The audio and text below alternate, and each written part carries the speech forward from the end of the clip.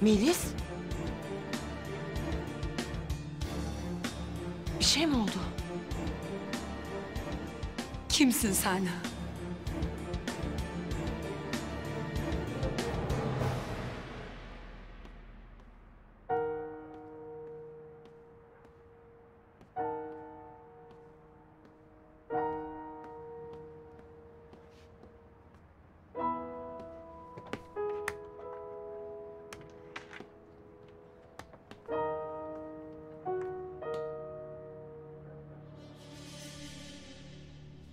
Sana soruyorum, kimsin sen? Sen Zeynep Şanlı değilsin.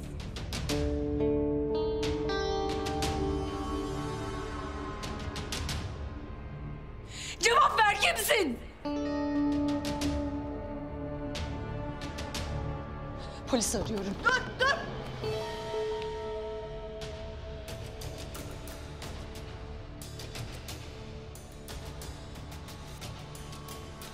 Aramana gerek yok.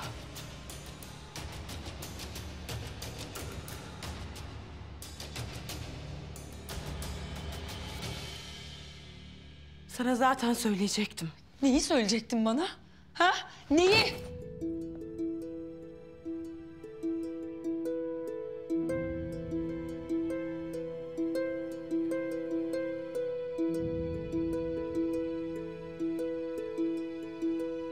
Bu sırrı saklamanın bir anlamı yok.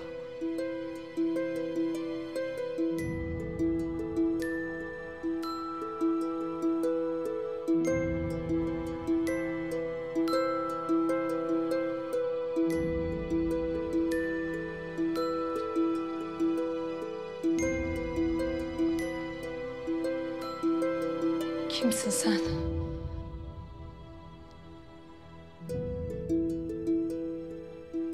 Melis.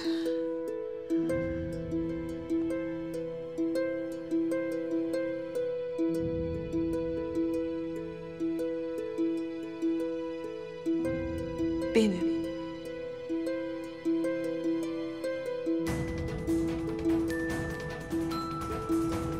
Zehra.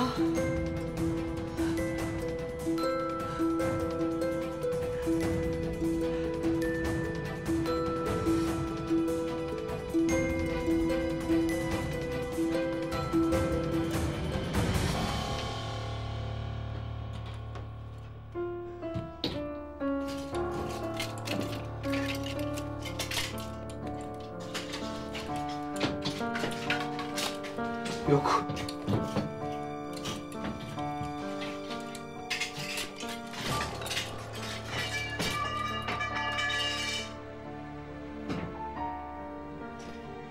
Neredesin ya? Bu Zehra'nın günlüğü. Bu günlüğün burada ne işi var? 2 yıl önce kaybolmuştu. Hayır. Sen Zehra olamazsın. Bu imkansız. Sen Zehra değilsin. Biliyorum.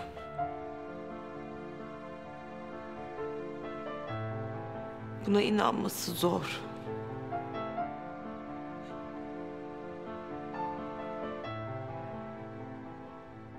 Yüzüm değişti.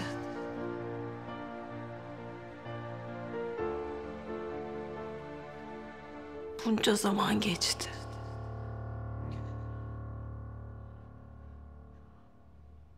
Ama gerçek bu.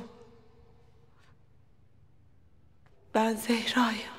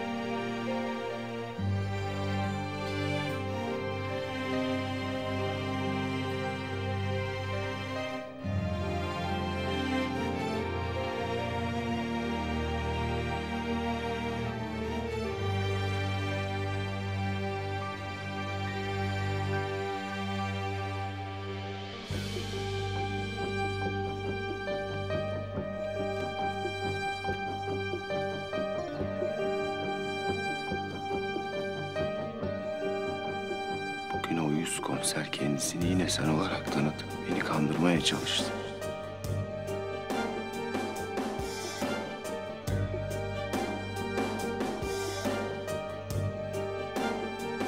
Merak etme sevgilim, o uyuz komisere yakalanacak değil. Sen huzur içinde kalbimde uyumaya devam et. Sevgilin Zehra'yı kimse incitmeyecek.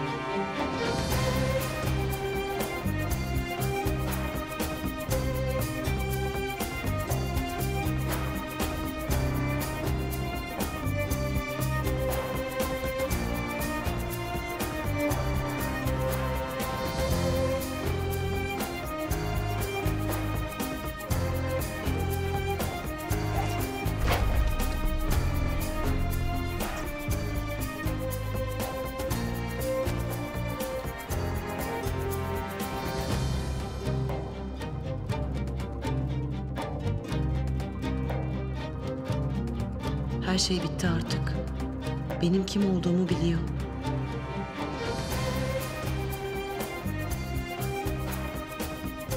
İyi de bu adam neden ağlıyor ki? Beni öğrendi işte. Neden hala numara yapmaya devam ediyor?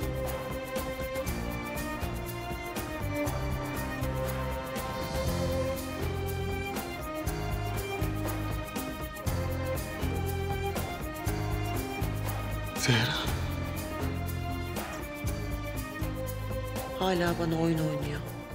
Burada daha fazla duramam. Kaçmam lazım.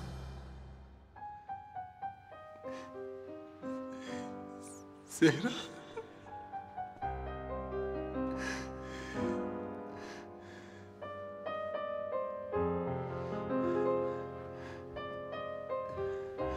Kendini benden neden gizledin?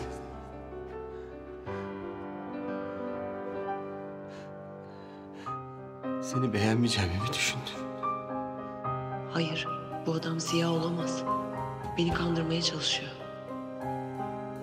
Ben seni hep sevdim. Ve hep seveceğim.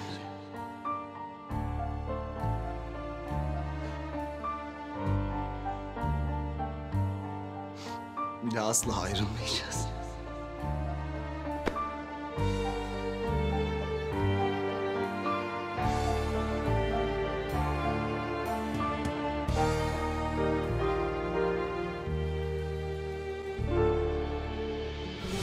Dur. Gitme ne olur.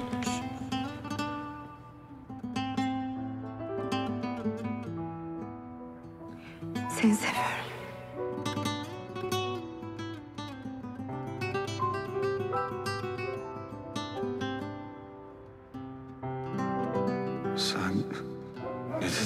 dedin?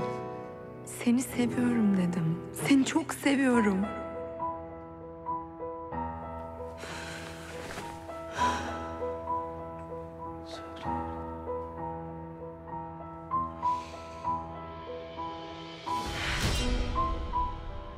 Ziya.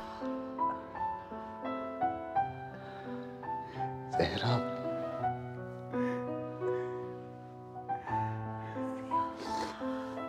Ah, benim Zehra. Benim Zehra.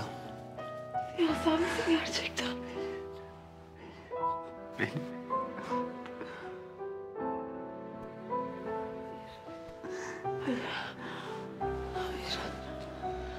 Hayır sen Ziya olamazsın. Ziya öldü. Sen yalan söylüyorsun. Ziya değilsin sen. Evet, haklısın.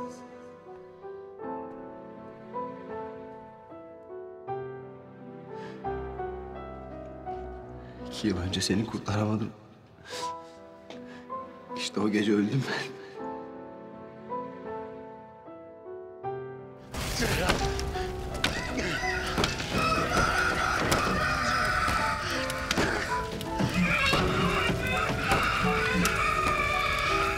Kurtaracağım seni!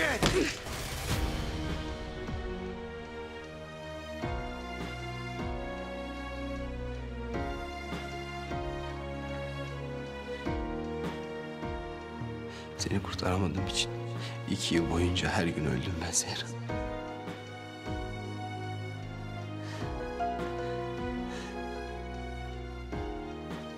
Ama şimdi yeniden doğdum. Seni bir daha asla bırakmayacağım.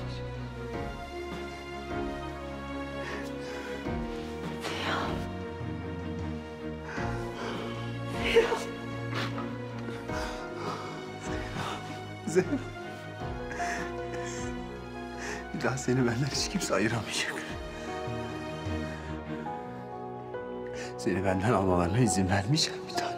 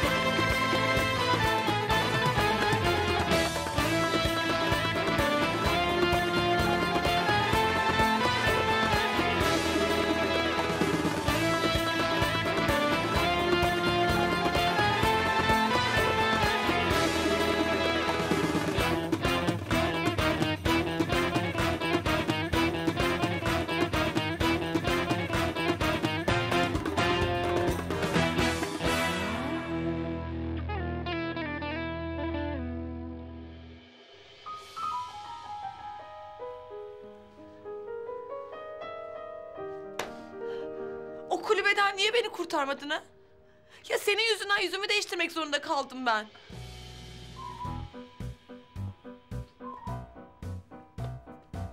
Elimden geleni yaptım.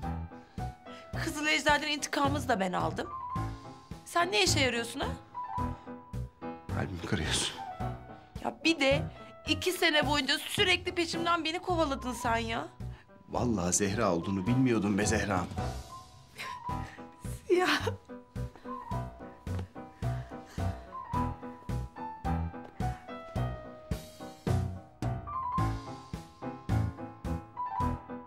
Zehra'm.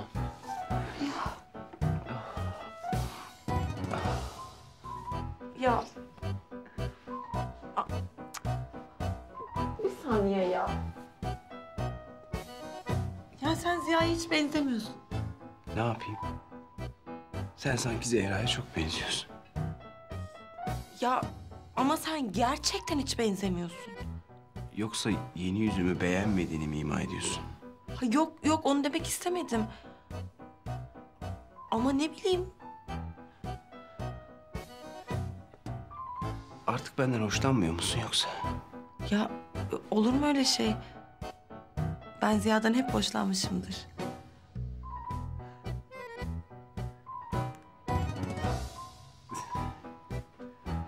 Çok tatlı olmuşsun.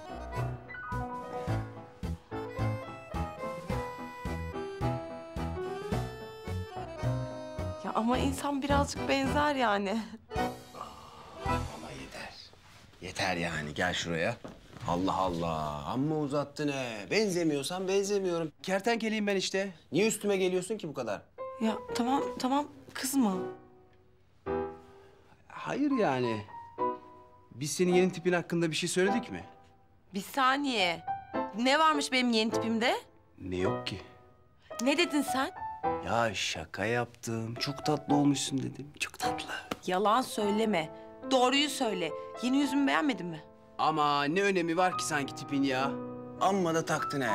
Ben senin yüzünü değil ki, kalbini seviyorum. Kalbini.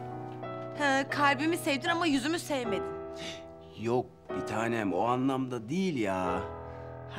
Sen Didem'in yüzünü seviyorsun. Kim? Didem. Ne alakası var ya? Ya yüzümü değiştirdim diye beni aldatmak zorunda mıydın ya? Ne diyorsun Zehra ya? Oysa ki ben yüzümü değiştirdikten sonra tek bir erkeğe bile bakmadım. Ben de hiçbir kadına bakmadım. Yalan söyleme. Didem'e baktın. Didem'e bakmadım ben. Bakmadım Didem'e ya. Allah Allah. O Zeynep var ya, o uyuz kız. O uyuz kız var ya, tanırsın. Ben o uyuz kızı kıskandırmak için Didem'e öyle yaklaşırmış gibi oynadım yani. Anladın mı? Yoksa benim kalbimde bir tek sen vardın. Aptal. Zeynep benim. Zeynep sensin. Evet tamam o zaman. Zeynep sensen. Ben Zeynep, o zaman ben seni aldatmamış sayılıyorum. Gülmesene ya. Ne? Bana hiç çekmemişsin. Sana hiç çekmemişim. Seni de biliyoruz hanımefendi. Ya bak sinirlendim. Sen o Murat'ı ilk gördüğün günden beri dibinden ayrılmadın be. Ne saçmalıyorsun sen be? Ne saçmalıyorsun? Hayret bir şey, neyse. Neyse sinirlenmeyeceğim. Sonuç olarak Murat benim, sen benim peşimden. Yine beni benimle aldatmış sayılıyorsun. Bir şey olmuyor yani, sıkıntı yok. Gülmesene be. Tabii şimdi böyle bir şey var. Cazibeme karşı koyamadın. Bak hala konuşuyor. Ne yapayım? Gel buraya. Çok özledim seni. Çok.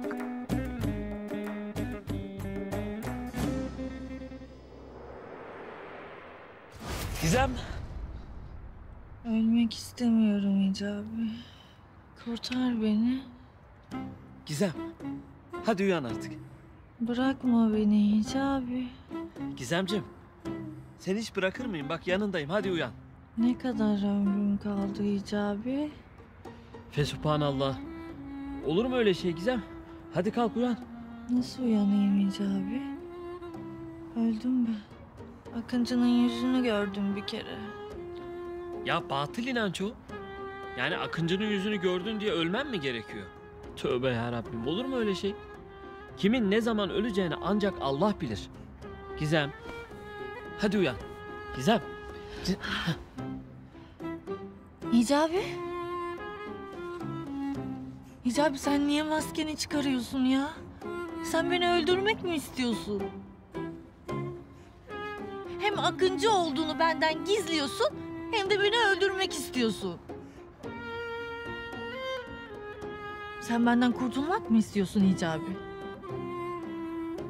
Ne çabuk benden sıkıldın Hicabi? Yoksa sen artık benden hoşlanmıyor musun Hicabi?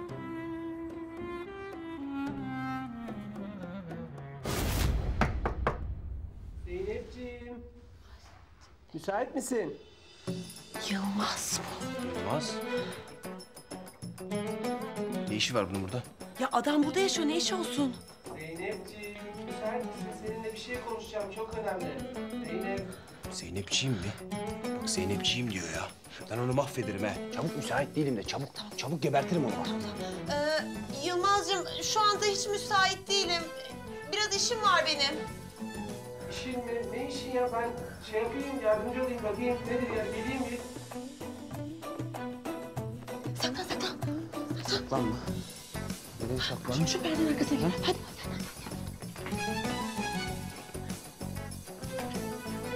Çabuk sinirleniyorum, çok fena yaparım. Zeynep geliyorum. Zeynep. Zeynepciğim. Yılmaz. Zeynep. Ne yapıyorsun sen? Ben sana yardımcı olayım. İşmiş var dedim. Ne var? Wow. Burası bayağı bir dağınık. Sen bu kadar dağınık mıydın ya? Neyse. Ben yardımcı olayım sana. Ben çok hamaratımdır Zeynep. Hemen ortalığı toplarım. Yok gerek yok Yılmaz. Hayır, ısrar ediyorum lütfen. Ya gerçekten ben hallederim Yılmaz'cığım. Yok, vallahi toparlayayım ortalığı. Ben dayanamam ya. Sen de yorulma. Hemen halledivereyim burayı. Ne yapıyor bu manyak ya? Ulan defol git sevgilimin odasından. Yılmaz'cığım sen de konuşacaktın benimle. Ha evet. Zeynep, öncelikle bu gece olanlar için ben senden özür diliyorum. Yani gerçekten çok utanıyorum. Karşında böyle dururken bile utancımdan duramıyorum. Yani ben nasıl bu oyuna geldim anlamakta zorluk çekiyorum. Hep Murat, hep Murat. İnanır mısın? Bütün olaylar hep Murat'ın başının altından çıktı. Yılmaz'cığım bu gece ne oldu? Ya ne olacak? Operasyon bahanesiyle o iki kızı aldı, getirdi benim evime, odama attı. Ya ben nasıl bu oyunun parçası oldum? Olmak istemedim. Hayır Murat, yapma dedim. Sen çapkın bir insansın. Beni bu oyunun içine dahil etme. Gördün, elimde kapı kolu vardı. Ben nasıl kaçtım biliyor musun kapıdan? Ya Murat çok çapkın bir insan ya. Böyle bir erkek olamaz. Ay. Ulan Yılmaz. Alçak herif seni. Doğru mu bu söyledikleri? Aa. Zeynep, ben sana ne zaman yalan söyledim ya? Ya bu çocuk çapkın. Ben bile inanamıyorum ya. Arı gibi. Her çiçekten bir bal alayım. Demek öyle. Tabii, tabii. Ne yapıyorsun lan Yılmaz? Kızı zar zor ikna ettim zaten. Ben ailesine, evine bağlı bir erkeğim Zeynep. Ben aile ve yuva kurmak istiyorum. Lan ne yapıyor bu? Resmen Zehra'ya asılıyor. Vuracağım lan ben bu adamı. Tamam Yılmaz'cığım. Biz bunları seninle sonra konuşalım. Tabii tabii. Zeynep, eğer yapılacak bir iş varsa ben yaparım. Hiç sıkıntı yok. Toplayayım ben ortalığı. Gerek yok Yılmaz'cığım. Gerçekten konuşalım tamam mı? Tamam, büyük bir zevkle yapardım ben. Teşekkür ederim. İyisin değil mi sen? İyiyim iyiyim. Tamam. Umarım kendimi doğru ifade etmişimdir sana. Bak Zeynep, kesinlikle ben tek eşli bir insanım. Aile, yuva kurayım istiyorum. Biliyorum. Konuşacağız. Öldüreceğim. Aç kapıyı. Dur Siyah'cığım ne yapıyorsun ya? Nasıl ne yapıyorsun? Öldüreceğim onu. Saçmalama hayır. Bırak, öldüreceğim onu ya. Hayır.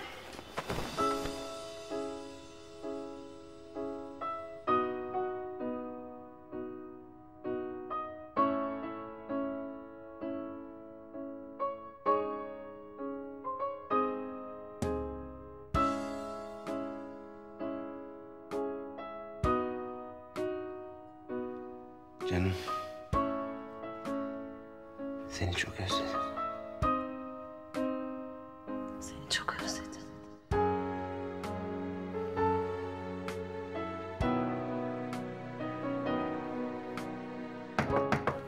Zehra içeride misin? Melisa. Evet. Sırası mı abi şimdi ya? Allah Allah, çabuk meşgulüm de şuna. Tamam.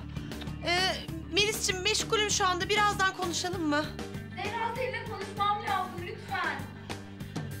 Yani ne olabilir ki bu kadar önemli konuşacak? Konuşmam lazım ya. Bir dakika. Sana Zehra mı dedi? Ben mi yanlış duydum? Ya Ziya'cığım Melis benim Zehra olduğumu biliyor. Biliyor mu? Ya söylemek zorunda kaldım. Söylemek zorunda kaldım. Hayır, ona söylemek zorunda kaldım, bana söylemek zorunda kalmadın değil mi? Önce ona söyledi, sonra ben öğrendim değil mi? Başka kim biliyor acaba benden önce? He? Şu meczup Azmi Bey de biliyor mu acaba benden önce? Ya saçmalama Ziya. Zehra. Hadi sen saklan bir yere lütfen. Üf, ne bileyim ya. Altına mı girdin? Dolma hadi. Hadi Ziya hadi. Çabuk atlat onu.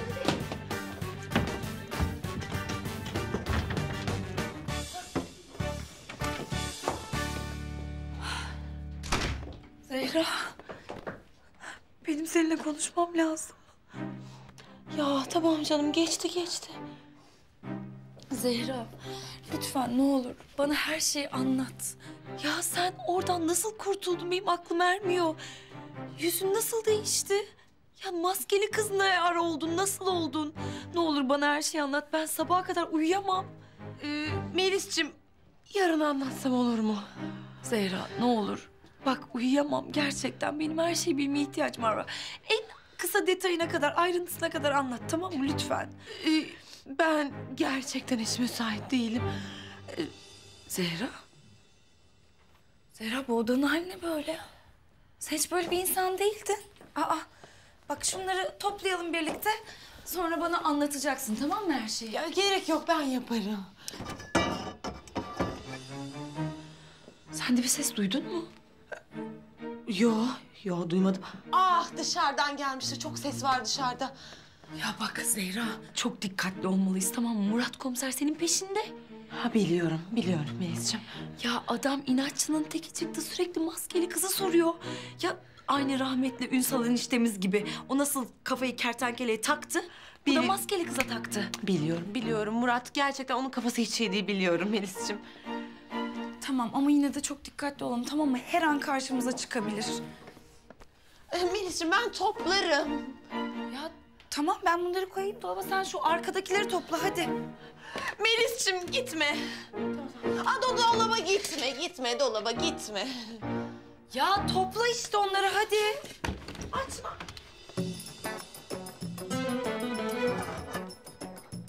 Murat komiser. Ne haber? Eyvah yakalandık. Merak etme Melis'ciğim, ben halledeceğim. Pis sapık, senin orada ne işin var?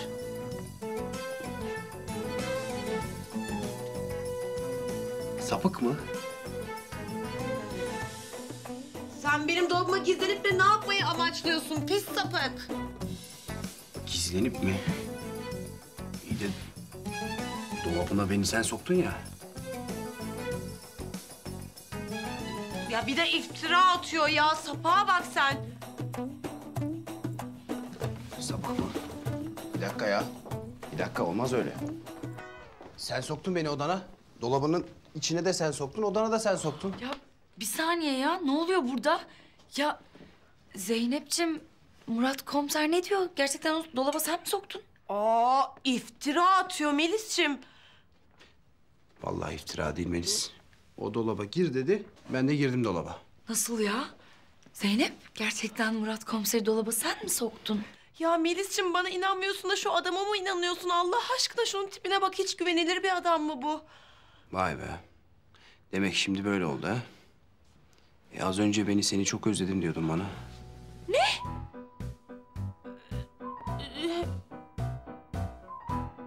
Evet Melis, evet. Kuzenin bana sırılsıklam aşık, itiraf et. Hayır olamaz bu ya. Ya ben sana inanmıştım ya, inanmıştım. Sen niye benim duygularımla oynuyorsun?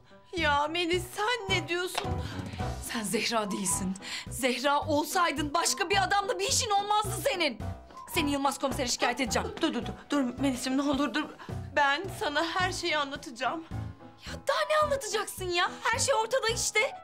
Değil, ben sana her şeyi anlatacağım, bir izin ver. Ya her şeyi anlatacakmış, her şeyi. Ne anlatacaksın acaba? Ya siz ikiniz ne çeviriyorsunuz ya? Melis, gerçekten her şeyi açıklayacağım. Sen anlat. Yok, sen anlat. Ya senin anlatman daha doğru olur.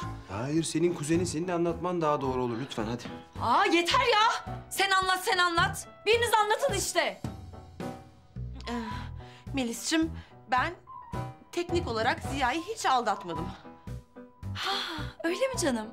O zaman bu adam kim? Ziya mı? Ya sen benimle dalga mı geçiyorsun?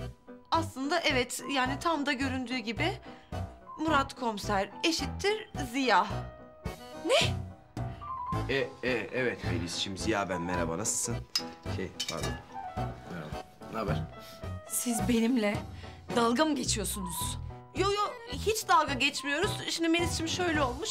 Hani ben yüzleşme operasyonu geçirdim ya. Aynı operasyonu Ziya da geçirmiş. Ben de bunu tam olarak şimdi öğrendim. Yani sen kapıdan girmeden tam önce öğrendim onu. Ziya. Zehra. Ziya. Zehra'm. Ay yok. Ay bana bir şey. Bayıldı. Alıştıra alıştıra söylemiyorsun ki. Pat diye Ziya dedin, bayılttın kızı ya.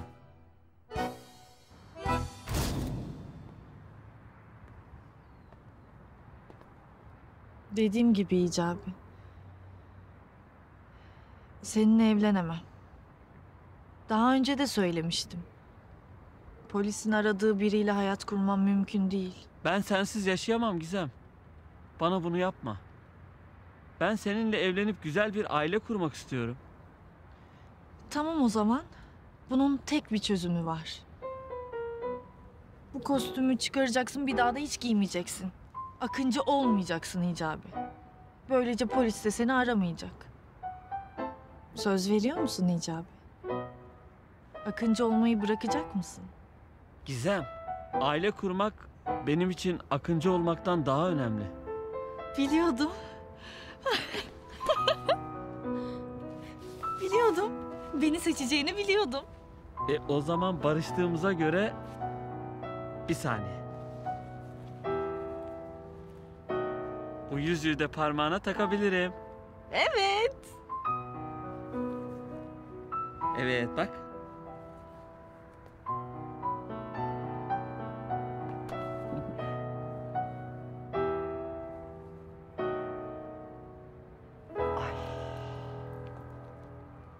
Ay bu deli Kenan damadıma bir şey yaparsa ben ne yaparım? Ay damadım başına bir şeyler gelirse, bir fenalık yaparsa ben yaşayamam.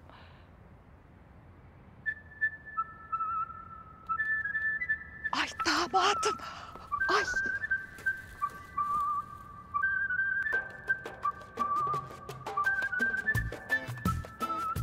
Bir daha hiç ayrılmayacağız değil mi sevgilim? Hiç ayrılmayacağız sevgilim. Ay görüyor musun sen? Sonunda benim kızım da anladı Akıncı'nın doğru kişi olduğunu. Ay Allah'ım sana çok şükür olsun ya Rabbim. Kızım Hicabi'yi değil Akıncı'yı seviyor. Ya Hicabi. Hadi çıkar şu maskeni. Bir gören olmasın Gizem. Hadi Hicabi çıkar şu maskeyi. Akıncı falan olmayı da bırak. Ay niye Akıncı olmayacakmış ki damadım yani? Ay bu benim kız çok alem. Ay, neyse canım. Ben sonra damadımla konuşur onu bir güzel ikna ederim. Beni de hiç kırmaz. Ya hadi çıkar. Bir daha da takma. Tamam Gizem. Maskemi çıkarıyorum. Bundan sonra akıncı olmayacağım. Ay ilk defa damadımın yüzünü göreceğim.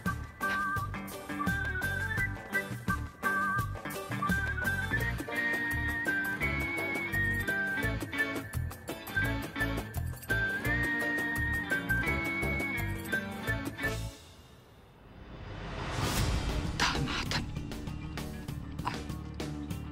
Ay hayır olamaz. Yani bu müezzin Akıncı olamaz. Ay hayır. Hayır hayır. Hadi hemen evlenelim Hicabi. Ay. Kızımın o müezzinle evlenmesine asla izin vermeyeceğim.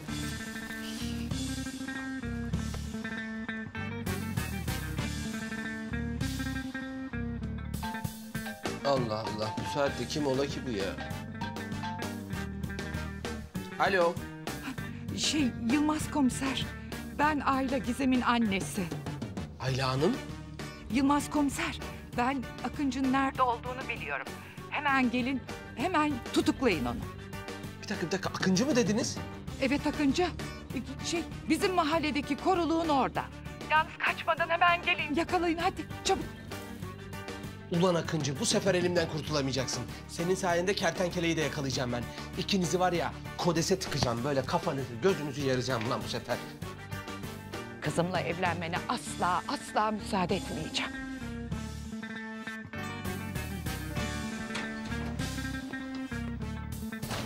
Alo İsmet, dinle beni kardeşim.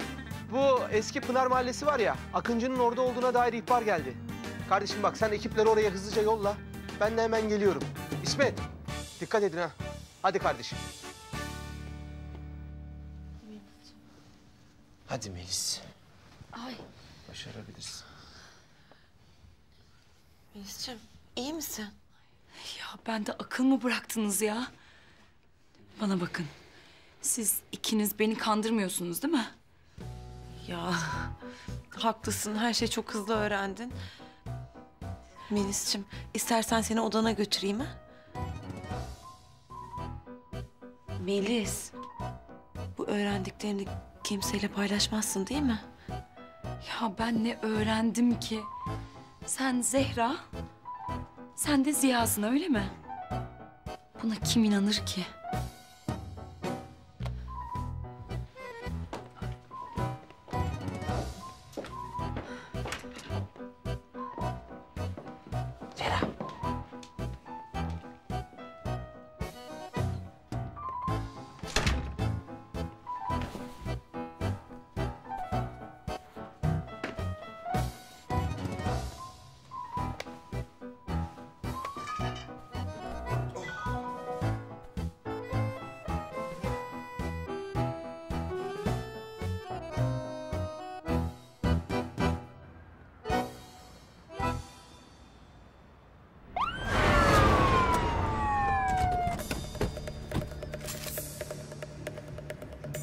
Akıncı!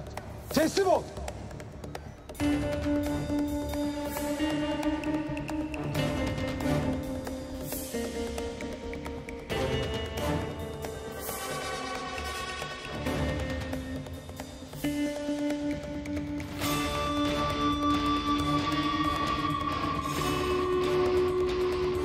Hicabi. Korkma güzel.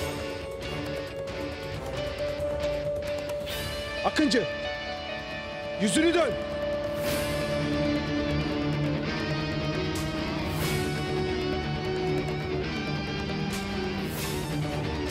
Ya kime diyorum? Yüzünü dönsene!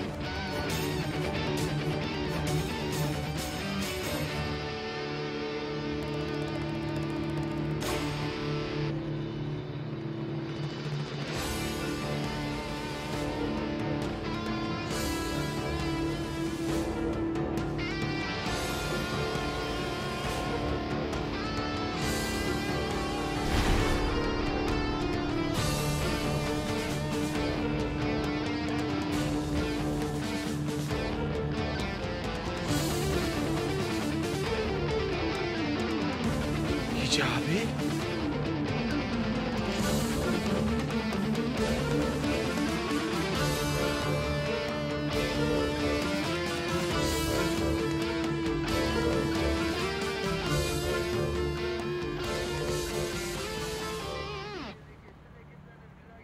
Hicabi. Vallahi de billahi de biliyordum ya. Müezzin şifre değildi. Müezzin sendin.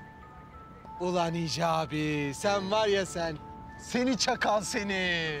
Ay, ay, ay, ay, ay. Tutuklayın şunu. Komiser bey, kızımdan uzak dursun. Anne. Yani Ayla Hanımcığım size de ayrıca teşekkür etmek istiyorum. Eğer Hicabi ihbar etmeseydiniz biz hayatta yakalayamazdık. Ya düşünebiliyor musunuz ya? Akıncı Hicabi. Olacak iş değil ya. Kızımın onunla evlenmesine müsaade etmem asla. Şimdi efendim o kadarını ben bilemem artık aranızda. Anne bana bunu nasıl yaparsın ya? Nasıl Akıncı'yı ihbar edersin? Üzgünüm kızım. Yani Hicabi'nin Akıncı olduğunu öğrenince işler değişti. Akıncı'nın damadım olmasına müsaade etmem.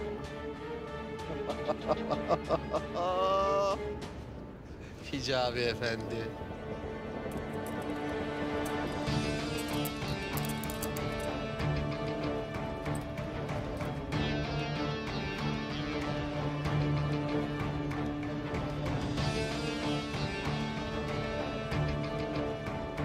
Akıncı, bitti.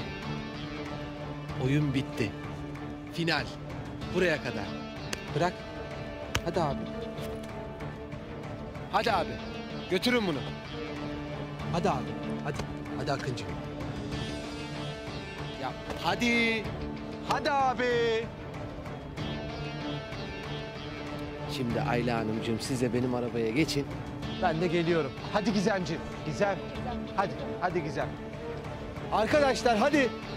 Hadi Akıncı. Bırak romantiği. Geç oldu. Hadi abi götürün.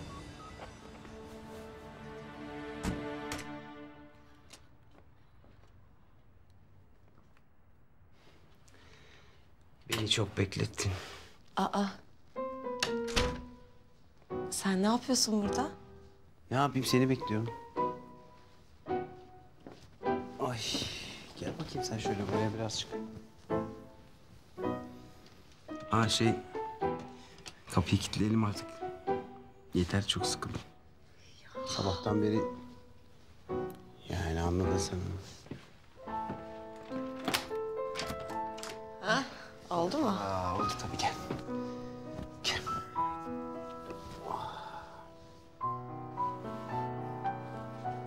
Çok özledim seni.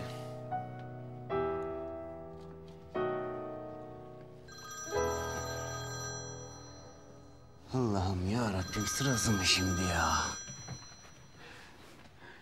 Yılmaz. Rahat yok. Adam kabus. Adam kabus. Efendim Yılmaz. Ya oğlum neler oldu neler lan? Ne olduysa oldu oğlum ya. Allah Allah. Gecenin körü niye arıyorsun beni rahatsız ediyorsun ya? Oğlum uzun zamandır peşinde olduğumuz suçluyu yakaladık. İyi Yılmaz tamam aferin bravo sana. Getireceğim ben plaketini yarın sana. Hadi öpüyorum görüşürüz hadi bay bay. Bir dakika oğlum. Bak kimi yakaladığımı sormayacak mısın?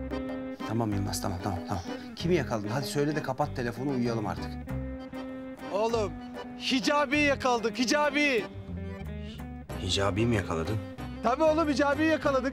Yılmaz sen kafayı mı yedin oğlum? He? Hicabi'yi niye yakalıyorsun? He? Manyak mısın sen? Niye yakalıyorsun Hicabi'yi? Üyesin adamı niye yakalıyorsun sen ya? Bırak onu çabuk sal evine gitsin adam. Ah ulan ah. Ortak bu Hicabi var ya hepimizi çok fena keklemiş oğlum. Ne demek istiyorsun Yılmaz? Oğlum müezzin şifre değilmiş. Müezzin Akıncı. Hicabi Akıncıymış oğlum Akıncı. İnanabiliyor musun lan? Ne? Hicabi Akıncı mı çıktı? Saçmalama Yılmaz. Hadi. Hadi hemen Hicabi'yi bırakıyorsun tamam mı? Hadi salıyorsun çabuk. Hızlı. Bak şimdi biz emniyete gidiyoruz tamam mı? Sen de bu tarihi anı kaçırma derim. Hadi atla gel. Hadi görüşürüz. Hadi arkadaşlar hadi. Hayır. Alo. Yılmaz. Alo. Yılmaz! Vay be. Akıncı Hicabi miymiş ya? Hicabi'yi hemen kurtarmam lazım. Hicabi'yi hemen kurtarmam lazım Zehra. Akıncı Hicabi'ymiş ya. Sen de kertenkele çıktın. Artık hiçbir şey şaşırtmaz beni. Kurtarmam lazım Hicabi'yi. Tamam canım sen git Hicabi'yi kurtar. Ben seni burada beklerim. Ya Ziya ben çok acıktım. Bana gelirken acılı şalgam bir de Adana dürüm yaptırıp gelsene. Adana dürüm. Tamam sevgilim tamam. Buradan pencereden gel. Bir dakika zaten telefonu unuttum. Hadi öpüyorum. Arayacağım seni. Tamam. Ziya dürümü unutma ya gözünü seveyim. Tamam aşkım tamam.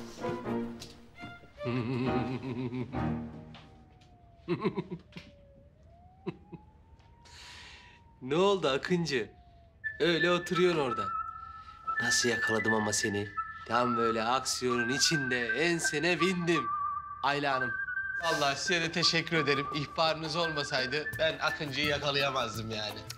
Ay rica ederim Yılmaz komiser. Tek isteğim kızım Hicabi ile evlenmesin. Ben başka hiçbir şey istemiyorum. Hiç endişelenmeyin. En az 20 yıl yer Akıncı. Merak etmeyin Ayla Hanım. Biz Akıncı'yı içeri tıkınca İzem de onu unutur yani. Unutur. Hicabi'yi asla unutmayacağım. Asla. Hicabi. Ne oluyor burada ya? Murat ne olur kurtar Hicabi'mi. Naz Hicabi'yi neden kelepçeledin? Kafayı mı yedin oğlum sen? Oğlum ne diyorsun lan? Ne Hicabisi? Akıncı işte. Yakaladık Akıncı'yı. Görmüyor musun? Oğlum sen kafayı mı yedin? Çabuk çöz Hicabi'nin ellerini. Nasıl akılcı değil lan? Kör müsün oğlum? Akıncı işte burada oturuyor. Görgü tanıklarımız da var. Sor. Ayla Hanım buyurun. Yani ben kulaklarımla duydum. Kızımla konuşurken ben Akıncıyım dedi. Yanlış duymuşsun anneciğim. Ben öyle bir şey hatırlamıyorum. Bak. Gördün işte Yılmaz. Yanlış bir anlaşılma var burada. Hadi çöz. Hadi abicim çöz Hicabi'nin ellerini hadi. Çünkü elinde hiçbir delil yok. Ayla Hanım'ın şahitlerini de kullanamayız tamam mı? Çünkü Ayla Hanım kızının Akıncı ile evlenmesini istemediği için yalan söylüyor. Yalan söylediği için de Gizem'le Hicabi evlenemez. Ayırmak istiyor onları. Evet. Annem hep uydurur zaten. Niye uyduracağım canım? Siz ikiniz kendi aranızda konuşuyordunuz ya hani. Kuruluğun oralarda. Ne konuşmuşuz? Hicabi Akıncı değil, tamam mı? Ne demek Akıncı değil lan? Kardeşim. Şş, sen Akıncı değil misin? Delikanlı gibi söyle. Hadi Hicabi. Akıncı olmadığını söyle de hadi gidelim buradan. Nereye bakıyor?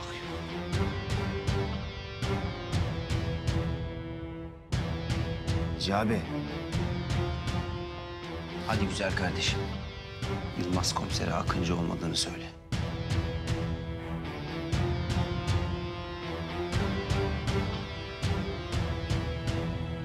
Hadi sen Hicabi.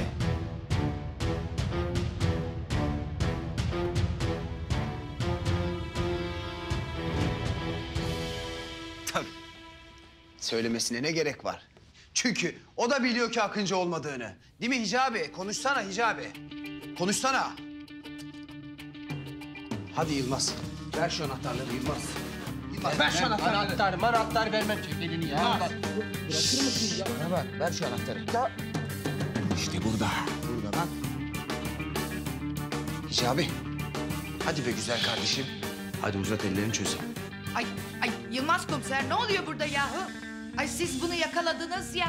Bir şey yapın. Hayır anne. Akıncı'yı yakalamadılar. Deliller yetersiz.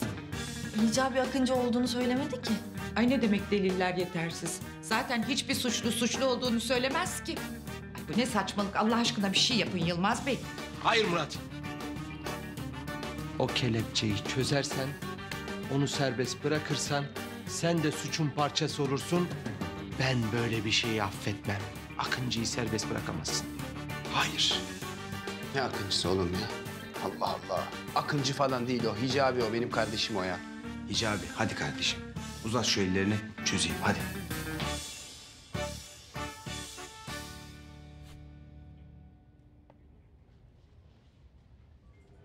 Uzatmam. Ne demek uzatmam ya? Hadi uzat şu ellerini. Akıncı ne olursa olsun yalan söylemez.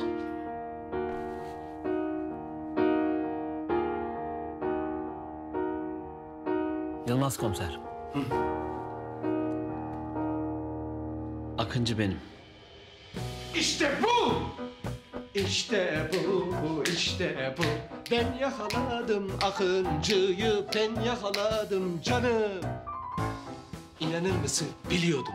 Müezzin şifre değildi. Sendin. Ben yakaladım. Olayın üstündeydim. Takip ettim. İhbar aldım ve ben yakaladım.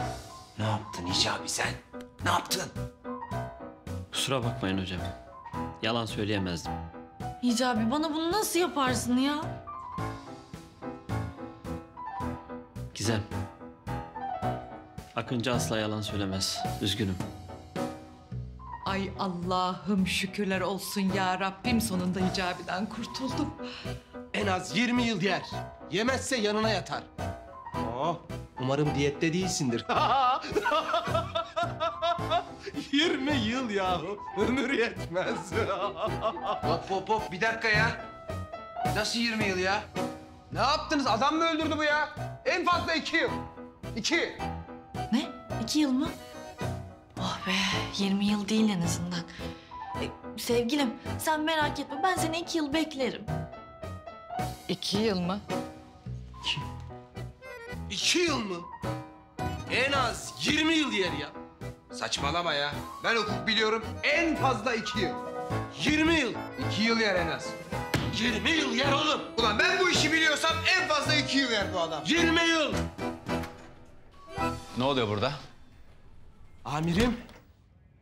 Amirim, ben Akıncı'yı yakaladım. Murat yakalayamadığı için çamura yatıyor. Aramızda böyle tatlı bir çekişme var. İşte burada. Kendisi oturuyor öyle efendi. Hicabi? Ne saçmalıyorsun Yılmaz? Hicabi'den Akıncı mı olur? Amirim Akıncı kendisi. Görgü tanıklarım var. Yeminle diyorum ya Akıncı. Ensesinden yakaladım. Olay mahallinde suç üstünde yakaladım ya. Murat? Doğru mu oğlum bu?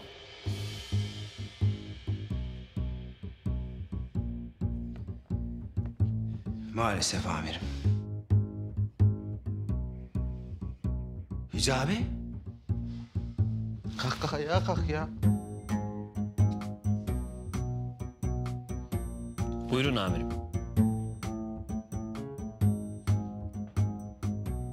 Gerçekten de Akıncı sen misin Hicabi? Evet amirim benim. Akıncı. Akıncı kardeşim benim. Akıncı evladım sen bizi yanlış anladın. Bizim derdimiz seni yakalayıp gözaltına almak değildi. Sen bunca zaman bizden boş boşuna kaçıp durdun evladım. Biz seninle sadece tanışmak istedik. Yoksa bizim derdimiz seni yakalayıp kovalamak değildi. Bir dakika amirim, ne yapıyorsunuz siz ya? Ne oluyor burada ya? Suçlu bu adam ya. Yıllarca peşinden koştuk bunun. Gece demedik, gündüz demedik. Kabuslarıma kadar girdi ya. Ne suçlusu Yılmaz? Akıncı bizim kahramanımız. Akıncı mazlumların dostu, zalimlerin can düşmanı. Akıncı yolda kalanın, darda kalanın tek dostu. Akıncı bir halk kahramanı lan! Ya halk kahramanı da biz bu adamı 2 yıldır sabah, gece, gündüz kovalıyoruz amirim ya. Biz neyin kahramanıyız ya? Ben neyin kahramanıyım ya? Ben amirim ya. Perişan oldum, ailemi göremedim ya.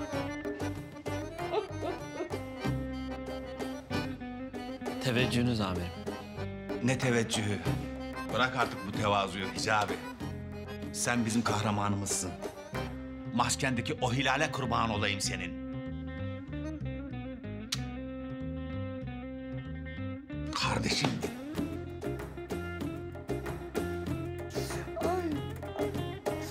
Canım benim. Derhal çöz Akıncı'nın ellerini. Ya kusura bakmıyorsun Akıncı, bak. Hiç olayları kişisel algılama. Biz de işimizi yaptık. Böyle darılmak, gücenmek yok. Seviyoruz biz seni. Olur böyle şeyler Yılmaz komiser. Akıncı. Alnındaki hilale ben de kurban olayım. Gel bir öpeyim seni alnından. Darılmak yok. Tamam. Kişisel alma sakın hiçbir şey. Sakın. Ay ne oluyor Allah aşkına bana bir izahatte bulunun. Ne oldu anneciğim? Biraz önce gülüyordun ama. Bak son gülen iyi gülermiş. Bu arada ne içersin Akıncı kardeşim? Amirim ben zahmet vermeyeyim sağ olun. Ya ne zahmeti? Buraya kadar gelmişsin. Hiç öyle şey olur mu? Madem öyle o zaman ben bir açık çayınızı içerim. Yılmaz oğlum, koş 2 tane çay kap. Benimki de demli olsun. Yılmaz, bana da bir orta şekerli Türk kahvesi. Hadi abiciğim. Hadi abi. Bana da bir markide sade. Ay madem öyle ben de bir karamel mohiyato alayım. Vay be. Demek Akıncı sensin. Senin Akıncı olmana çok sevindim. Sen dini bütün, ehli müslim, dürüst, cesur. Senin gibi bir kahramana gerçekten ihtiyacımız vardı. Eyvallah Yılmaz'cığım. Suyunu koymamışsın ama idare edeceğiz artık. Bundan sonra önemli operasyonlarda senin de katkılarını bekliyoruz Akıncı. Teşekkür ederim abi. Seve seve. Emniyet teşkilatının emrindeyim efendim. Yılmaz senin de bilmeni istiyorum. Akıncı kardeşimiz bundan sonra bizimle birlikte olacak. Bizimle birlikte olacak derken yani... Evet şöyle söyleyeyim. Murat Komiser ve Akıncı önemli operasyonlarda birlikte olacaklar. Sen de onlara destek olacaksın.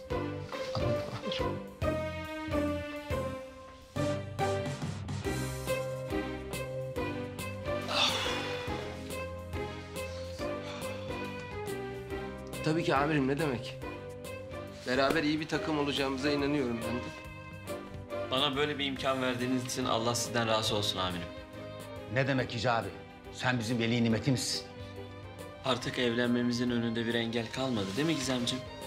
Madem ki Akıncı olduğunda gözaltına alınmayacaksın, o halde Akıncı olabilirsin Hicabi. Böyle bir damadınız olduğu için gurur duymalısınız Ayla Hanım.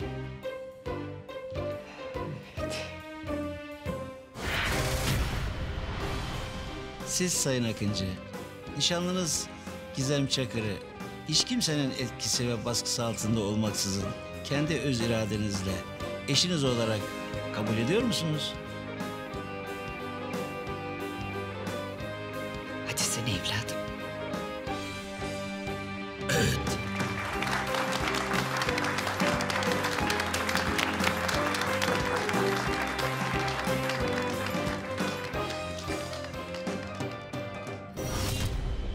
Bu arada şunu da unutmadan söyleyeyim.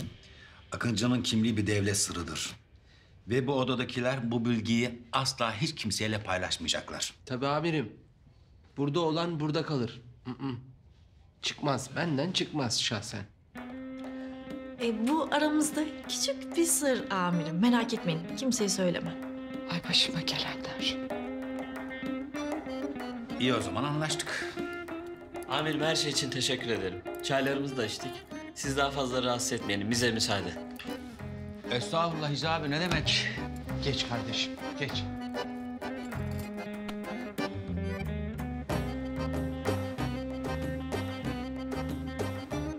Bundan sonra zaten birlikteyiz. Tamam mı? Tabii ki. Hayırlı olsun güzel kızım. Mutluluklar dilerim. Sağ olun amirim. İyi akşamlar Ayla Hanım. İyi akşamlar. Hicabi, iyi akşamlar kardeşim. İyi akşamlar hocam. Evet çocuklar. Bundan sonra çok daha güçlüyüz. Ne de olsa artık Akıncı da bizimle. Evet amirim. Bundan sonra kimse bizi yıkamaz. Akıncı, ben sahadayız. Suçlular korksun bizden amirim bu saatten sonra. Yılmaz ve Akıncı. Ya da Akıncı ve Yılmaz. Güzel. Yürürüz biz buradan. Yürürüz. Oğlum oran buran oynamasın. Döneklik yapma. Ne diyorsun oğlum sen ya? Benim içimde her zaman Akıncı'ya karşı bir sevgi, sempati vardı. Ama biraz böyle manipüle edilmem lazımdı. Hadi oradan be. Biz niye göremedik hiç? Döneksin oğlum işte. Bal gibi döneksin. Şunun ağzının ortasına çarparım. Sus artık sen yeter. Gel. Abi, dosya şimdi emniyet istihbarattan geldi. Tamam, sen çıkabilirsin. Amirim hayırdır? İkisi de yaşıyormuş. İkisi de derken? Kertenkele ve Zehra. Ne? Olaya bak. Ben biliyordum amirim. Söyledim. Söyledim sana 100 defa. Kimse inanmadı bana amirim. Biliyordum. Olaya bak.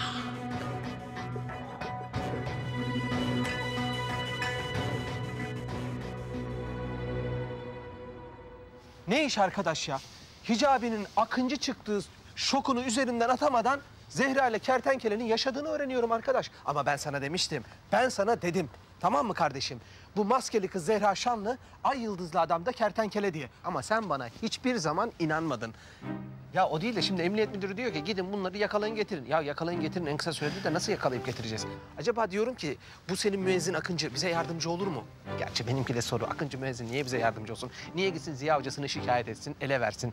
Nasıl yakalayacağız birader bunları? Yüzlerini de değiştirmişler. Hayır, ikisi birden yüzünü değiştirmiş. Bari birisi yüzünü değiştirmemiş olsaydı o kanal üzerinden giderdik. Şimdi yüzünü acaba komple mi değiştirdi? Kulak mı aynı, burun mu aynı bilmiyorum ki. Komple yüz mü taktılar buna? Oğlum sen niye konuşmuyorsun lan? Emniyetten buraya gelene kadar ağzını bıçak açmadı ya. Neyin var senin oğlum? Ha? İyi misin?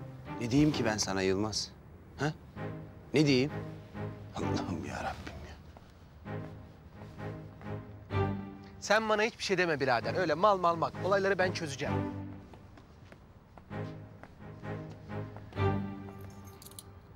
Kardeşim hadi. İyi geceler. Eşlik ettiğin için çok sağ ol. Tamam mı? Hadi. Hadi iyi geceler. Eyvallah. Ne yapacağız şimdi ya? Tam birbirimize kavuşmuşken bu da nereden çıktı?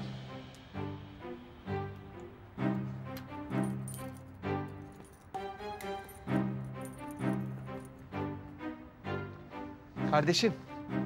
Geç oldu da hadi. Hadi iyi geceler. Polise yakalanmamalıyız. Yoksa ikimizi de içeri atarlar. Murat. Murat. Murat. Heh, ne oldu? Duymadım ben, anlamadım. Birader, duymazsın çünkü dinlemiyorsun. Kulağın kafan burada değil. Diyorum ki geç oldu. Evin, yurdun yok mu senin ya? Bas git hadi, geç oldu bak, yol uzun. Tamam oğlum, gidiyoruz. Yemedik evine ya. Hadi iyi geceler. Hadi iyi geceler Murat, hadi. Oğlum gidiyorum dedim ya. Ya hadi abi, hadi. Bak bana sesini yükseltme, ümüğünü sıkarım seninle. Tamam kardeşim, iyi geceler. Hala üstüne. Hadi abi. Hadi abi. Ulan çakal. Ben bilmiyor muyum senin gelip burada Zeynep'i görmek istediğini?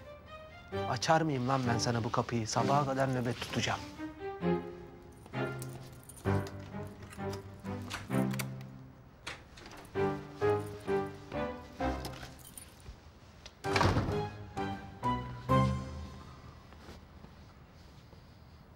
Ulan polisin ikimizin de peşinde olduğunu ben Zehra'ya nasıl söyleyeceğim şimdi? Of lan, of! Haydi bismillah.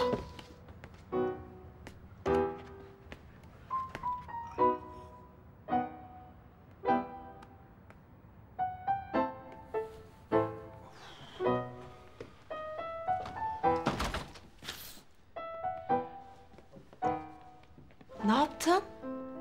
Kurtardın mı Hicabi'yi? Kurtardım bir tanem. Kahraman sevgilim benim.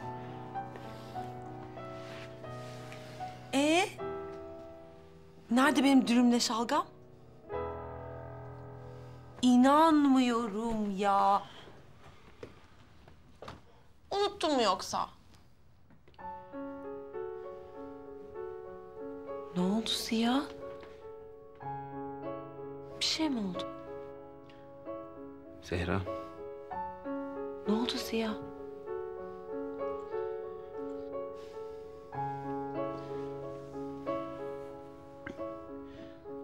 Polis ikimizin de yaşadığını biliyor. Yılmaz peşimizde.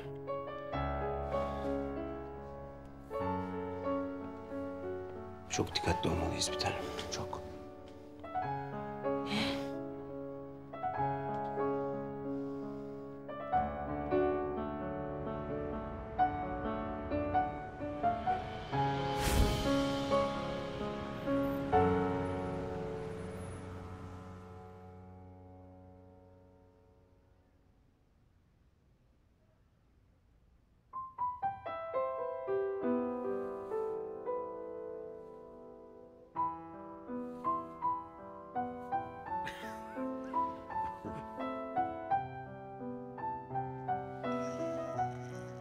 Günaydın Ziya. Günaydın Zehra. Elini tutayım. Heh, tamam. Bak şimdi 48 saat uyurum biliyor musun? Vallahi uyurum.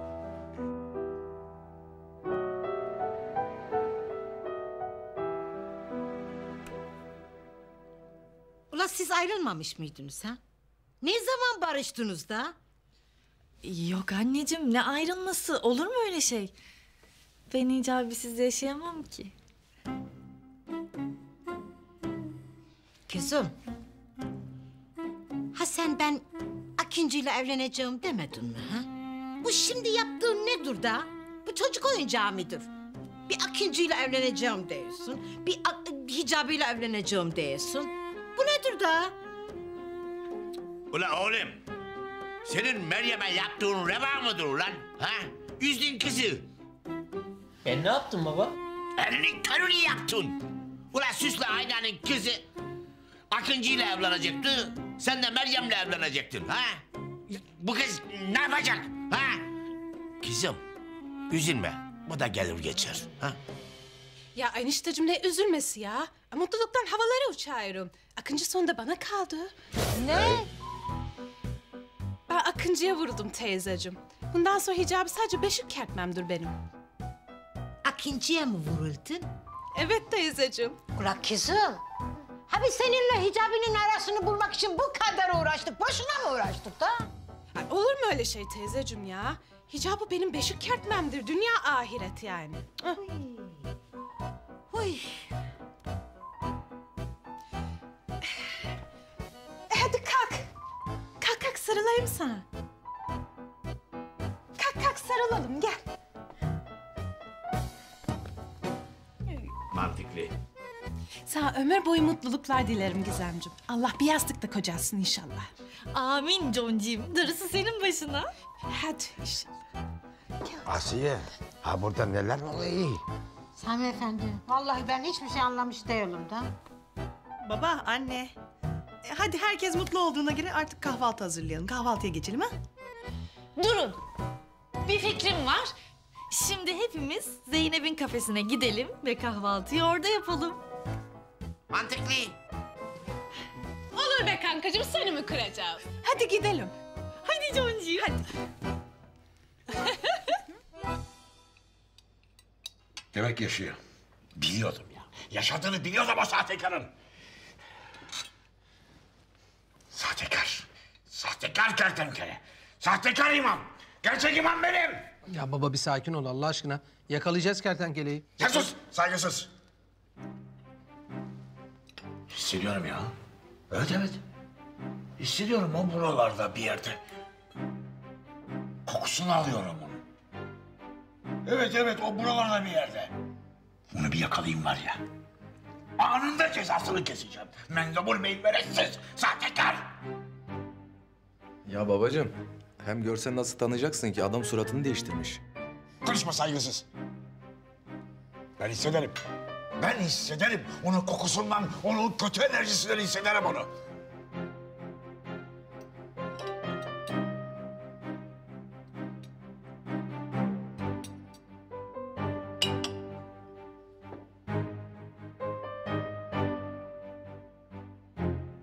Murat evladım, bu kertenkeleyi ne zaman yakalayacaksınız? Ne? Kim? Kertenkele. Kertenkeleyi... Baba, bana niye sormuyorsun ya? Ben yakalayacağım işte. Çok yakında yakalayacağım. Bana sor. Niye ona soruyorsun? Bana sor ya. Konuşma saygısız sen. Konuşma. Zehra da maskeli kız olduğuna göre... ikisi birlikte takılıyorlar bence. Lan 1000 yıl düşünsem yemin ediyorum Zehra'nın maskeli kızı oldu aklıma gelmez. Onu da yakalayacağız birader. Onu da yakalayacağız. Abi o da suratını değiştirmiş. Onu nasıl tanıyacaksın? Bence bunların ikisi buradan kaçtılar. Yani polis peşlerindeyken neden burada dursunlar ki? Değil mi ama? Yani kuzenim Zehra ve kertenkele kesin yurt dışına çıktılar. Kesin. Bir saniye. Yani şöyle seni dinleyince Melis, kuzenin Zehra ile telefonda görüşmüş gibisin. Görüştün mü? Ne dedi? Nerede şu anda? Bir bilgi vermiştir kesin. Ne dedi? Ne dedi? Telefonla görüştüğünde sana ne dedi? Buradalar mı Melis? Çabuk söyle, buradalar mı? Ya Yılmaz, saçmalama ne alakası var canım? Ben Zehra'yı falan görmedim. Hem görsem nasıl tanıyacağım? Yüzü değişti diyorsunuz. Allah Allah. Melis, beni dinle. Bak, eğer sen de suçluya yardım ediyorsan... suçun parçası oldun demektir. Sonra ben Yılmaz söylemedi, haberim yoktu, suç olduğunu bilmiyordum. Olmasın lütfen. Demedi, deme. Ben burada söylüyorum. İkisi buradalar. Hiçbir yere gidemezler. Diyeceksiniz ki niye? Çünkü bütün sevdikleri burada da onda. Konuşma saygısız. Sen kertenkeleyi yakala. Zehra'nın peşini bırak. Zehra'nın suçu yok. Onu suça kertenkele bulaştırdı. Aşağılık, sahtekar. Ya baba olur mu öyle şey şimdi? Senin söylediğin de bir defa hani... Öyle konuşuyor hayırsız ya. Zehra bizim kızımız. Onu kertenkelenin elinden kurtarın. En kısa sürede kertenkeleyi yakalayıp adalete teslim edeceğiz Azmi Bey. Siz merak etmeyin. Evet. Sana güveniyorum Murat evladım. Zehra kızımı kurtar. Ay lütfen Murat komiser. Benim zavallı kuzenim Zehra'yı o kötü adam kertenkelenin ellerinden kurtarın. Lütfen. Zeynep, ayıp olmuyor mu? Zeynep Hanım. Kertenkele meselesi bende. Zehra Hanım'ı ben kurtaracağım. Murat değil. Didem Hanım geldiler. Hemen al içeri. Didem mi? Evet, Didem Hanım. Murat'ın çok yakını. Çağırayım, yanında bulunsun kahvaltıda. Murat da zaten böyleler. Afiyet olsun. Didem, geç açsındır. Hemen otur bir şeyler ye. Hoş geldin kızım.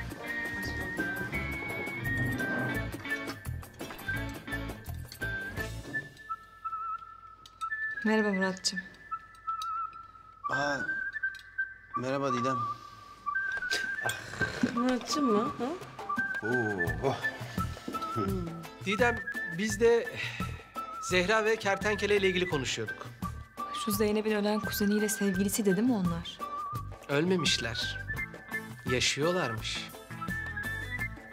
Ve çok yakınımızdalar. Bütün mahalleliye söyledim. Herkes gözünü dört açsın. Sen de Didem. Öyle bir bakarak ol. Tamam mı? Tamam hiç merak etmeyin siz.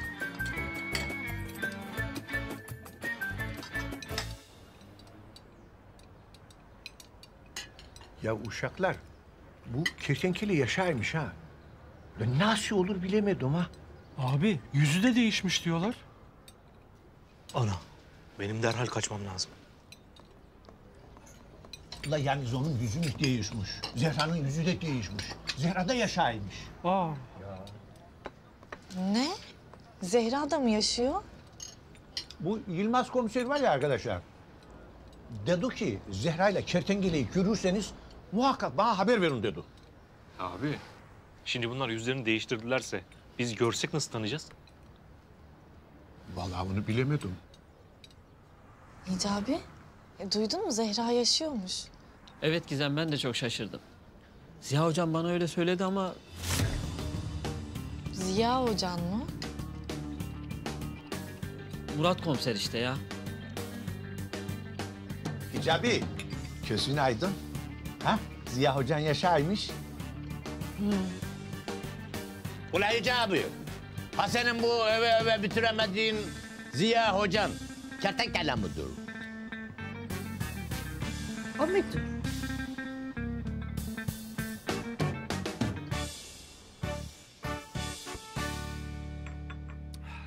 Bizimkiler araştırmışlar Murat. Zehra'nın yüzünü değiştirdiği hastaneyle ilgili hiçbir bilgiye ulaşamamışlar. Zaten ortada kayıt falan da yok. Biliyorsun kertenkelenin yüzünü değiştiren doktorlarla ilgili de hiçbir bilgiye ulaşamadık. Ama benim tezim şu. Bunlar fazla uzaklaşmış olamazlar. Civardalar. Çok yakınımızdalar. Vallahi ben seni yakalayacağına eminim Murat. Ne de olsa benim kahramanımsın. Çek o pis konu Ziya'nın kolundan ya.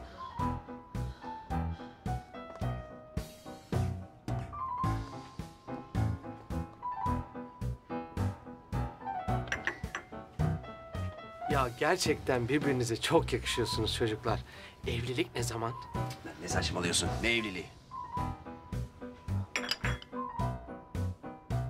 Ya Zeynep, bunlar var ya birbirlerine çok yakışıyorlar ya. Bence hemen evlenmeliler. Çok geciktirmemeliler yani.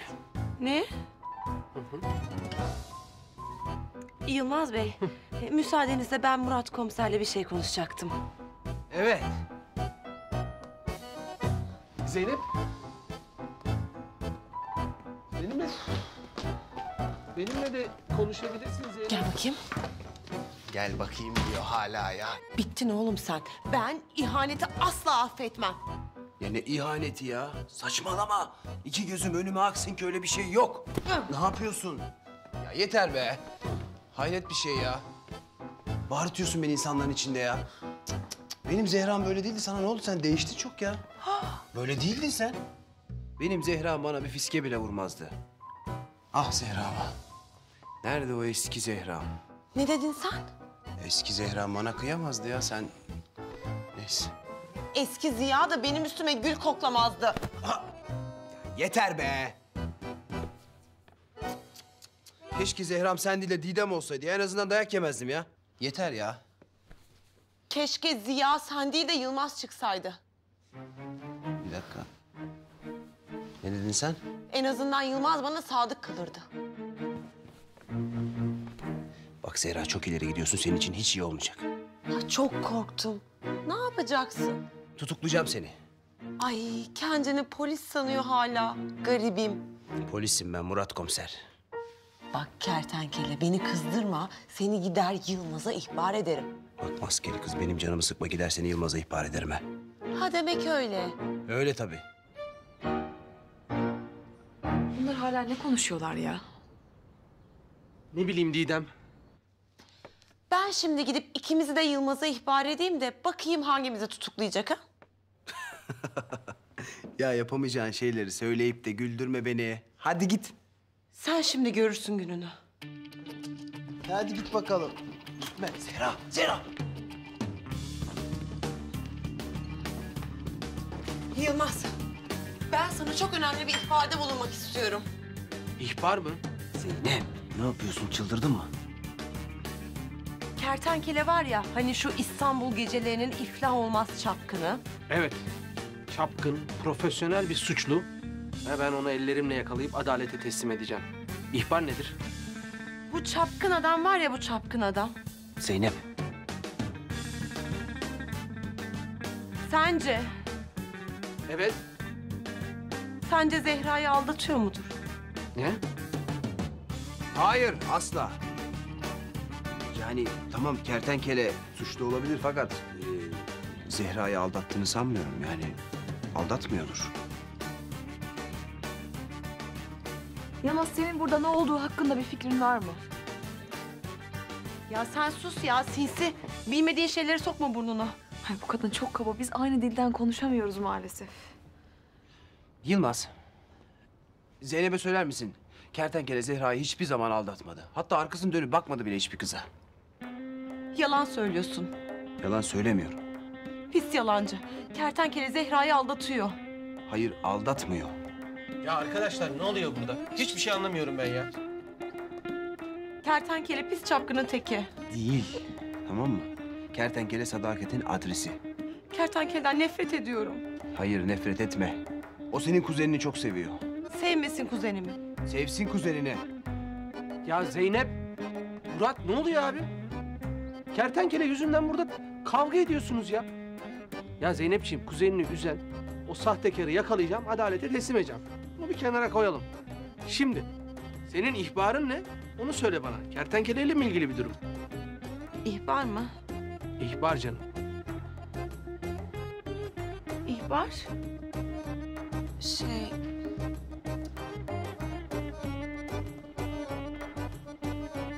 Yılmazcığım, bu Murat komiser çok çapkın bir adama benziyor. Siz ona benzemeyin, tamam mı? Ne işim olur bu serseriye? Hiç benzemem. Biz zaten siyahla beyaz kadar farklıyız. Hiç işim olmaz. Sizde tam aile babası olacak bir tip var. Murat'ın seni bozmasına izin verme. Hayır, asla izin vermem Zeynep. Ben tam evlenecek yaşta ve dönemdeyim Zeynep. Aile kurmak istiyorum. Lütfen bu adamla takılıp da kendinizi bozmayın. Ne takılacağım ben bu sibidiyle? Ben bambaşka bir adamım Zeynep'ciğim. Asla takılmam ben Murat'la. Hop! Ayıp olmuyor mu Yılmaz? Sussana oğlum, kıskanç. Evet Zeynep'ciğim, devam edelim. Bu adamda tam eğlenilecek kızlarla gezecek bir tip var. Doğru bir gözlem. Evlenmekte falan gözü yok bunun. Yok, nerede geçti bundan? Evet. Siz de tam evlenecek tipte bir adamsınız. Aynen. Ben çok hazırım Zeynep. Ben çok hazırım. İyi günler Murat Bey. Hop bir dakika. Bir dakika ya öyle laf sokup gidemezsin. Bir dakika ne oluyor? Şşt Murat. Murat gelsene. Duydun mu? Kendime evlilik teklifinde bulunmuş gibi hissediyorum. Allah'ım ben. Ya saçmalama Yılmaz. Bir dakika ya. Zeynep sinyal yaptı, görmedin mi oğlum? Bana evlilik teklifi yap der gibiydi ya. Edeyim mi evlilik teklifi? Ne diyorsun? Zeynep! Yılmaz otur şuraya, otur şuraya. Geleceğim. Zeynep bana sinyal yaptı. Yani evlenme teklif etti. Yanlış mı duydum? Doğru. Evlenme teklif etmeliyim. Ay çok mutluyum. Çeyizin benden. Tamam. Hicabi, ya ben çok mutluyum. Zehra yaşıyormuş. Umarım yakında görürüm onu. Çok özledim. İnşallah Gizem. İnşallah Ziya hocam da Zehra'sına kavuşur. Hicabi, hani şu geçen baktığımız ev vardı ya. Bence o evi tutalım biz. Çünkü sizinkiler iç güveysi olmanı istemiyor. Benimkiler de sizde kalmama izin vermez. ev güzeldi de. Tutalım mı, ne diyorsun? Tamam tutalım. Sen iste, ben seninle her yerde yaşarım. Yeter ki sen ol. Ay romantik bıdığım benim. Biliyordum böyle diyeceğini.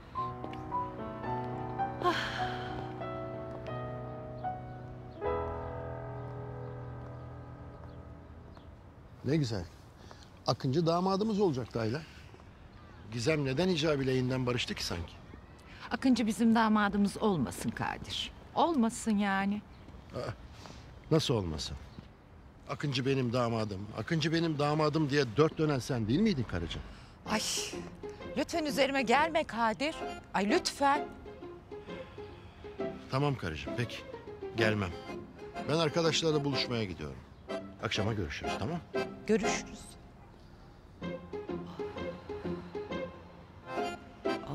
Of.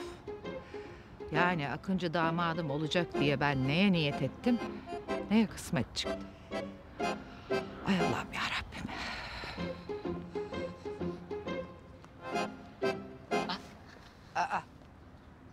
Gizem, sen ne arıyorsun çocuğum burada? Akıncı damadına ev bakıyoruz anneciğim. Ev mi bakıyorsunuz? Hı hı. Anneciğim merak etmeyin, size çok yakın bir yerde ev bulduk. Vallahi böyle dere yolundan iniyorsunuz, 2 rampa, bir sağ bir sol aşağıya, yürüme 5 dakika. Ay, olmaz öyle şey. Ben kızımı hiçbir yere gönderemem. Anne. Bak, eğer Gizem'le evlenmek istiyorsan çocuğu, iç güveysi olarak sen de gelir bize yerleşirsin. Tamam anneciğim, gelirim. Hicabi, sizinkiler ne der? Bizimkiler ne diyecek bıdığım? Aynı mahalle zaten, bir şey olmaz.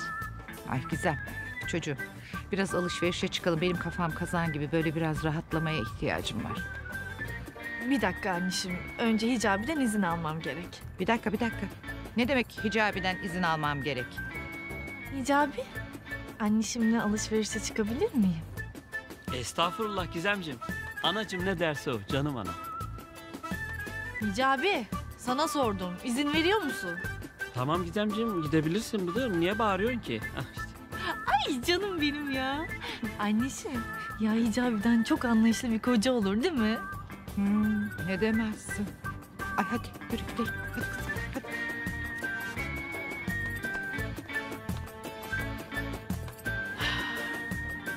Şükür bugünümüze.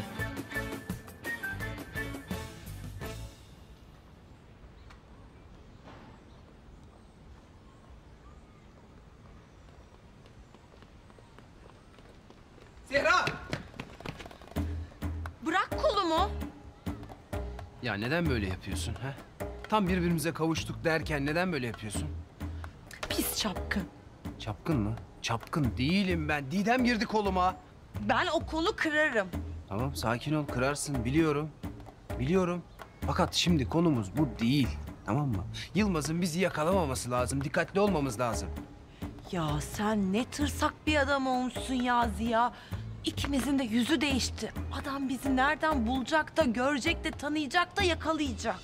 Ya biliyorum ama yine de dikkatli olmamız lazım. Yani evlendikten sonra yakalanmak istemiyorum mesela. Evlendikten sonra mı? Evet.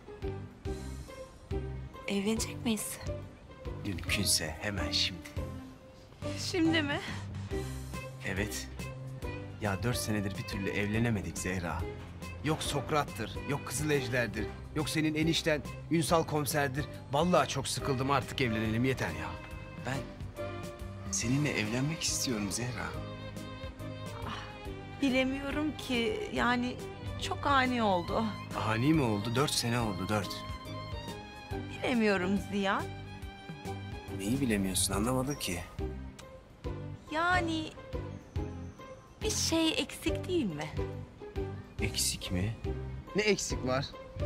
Yoksa benimle evlenmek istemiyor musun?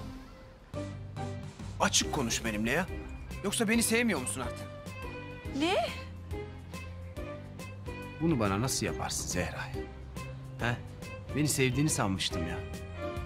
Ya Ziya, gerçekten senin sadece yüzünü değiştirmemişler. Şu beyin hücrelerini de komple değiştirmişler. Tamam, yüzümü beğenmedin. Şimdi beynime de mi laf söylüyorsun? Oho! Senin devreler yanmış. Tamam, tamam. Tamam lütfen daha fazla aşağılama beni, yeter. Of Ziya. Gerçekten saçmalıyorsun. Suçum neydi ya? Neydi benim suçum? Ben sadece seninle evlenmek istemiştim. Gözyaşlarımı görmeni istemiyorum. Aptal sevgilim. Bak bana. Bir kızla evlenmek istersen ne yaparsın? Ne yaparsın? Şapşal. Ona evlilik teklif edersin. Ettim, etmedim mi? Ettim ya. Etmedin. Etmedim. Hadi şimdi kuyumcuya git. Bana bir tane tek taş yüzük al. Hadi. Hadi sene. Niye bekliyorsun? Hadi.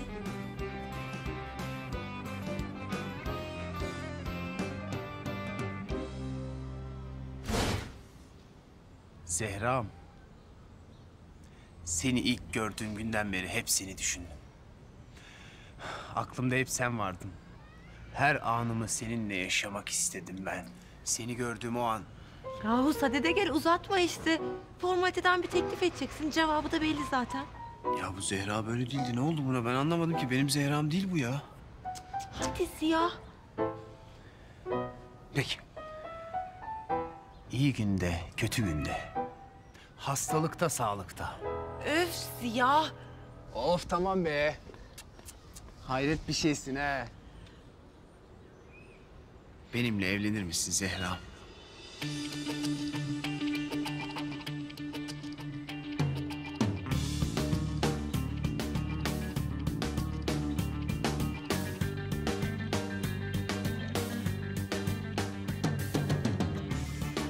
Hayır. Hayır mı? Bu ne ya? Tektaş yüzük. Ya sen bana bu küçücük çirkin yüzükle mi evlilik teklifi yapacaktın? Çirkin yüzük mü? Ben ona bir maaşımı bağladım, insafsız. Ben bu yüzüğü kabul etmem. Ya yapma, gözünü seveyim Zehra'm ya. Kendin demedin mi şu formaliteyi hemen hızlı geçelim, evlenelim çabuk diye? Ya sen tek taşa nasıl formalite dersin ha? Ya şu soru beynimi çok kemirdi ya. Hocamı bulup hemen sormam lazım. Allah Allah. Neydi ki ya? Ben anlamam. Git bana büyük bir taş al. Zehra ben nereden bulacağım şimdi taşı ya? Niye böyle yapıyorsun? Ya bana ne, nereden bulursan bul. Git müzeye oradan al. Aha. Allah karşıma çıkardı hocam. Çok şükür. Çalayım mı? Onu mu istiyorsun illa? Hırsızlık mı yapayım? Al, çal ama bana daha büyük bir taş getir. Allah'ım kafayı yiyeceğim ben. Ne yapacağım ben bu kızla ya? Hocam bir sorun var da. Hicabi. Ya ne olursun kurtar beni bu durumdan. Bir sorun mu var hocam? Hicabi. Hanımefendiye sorar mısın? Bir kızın tektaş yüzüğü beğenmeyip de evlilik teklifini reddetmesi caiz midir değil midir? Caizdir. Değildir. Caizdir. Hicabi, lütfen şu Ziya Hoca'ya sorar mısın sen? Bir erkeğin tam 4 sene beklettiği kıza küçücük bir taşla evlilik teklif etmesi caiz midir? Hocam Zeynep Hanım size Ziya dedi. Caizdir. Değildir.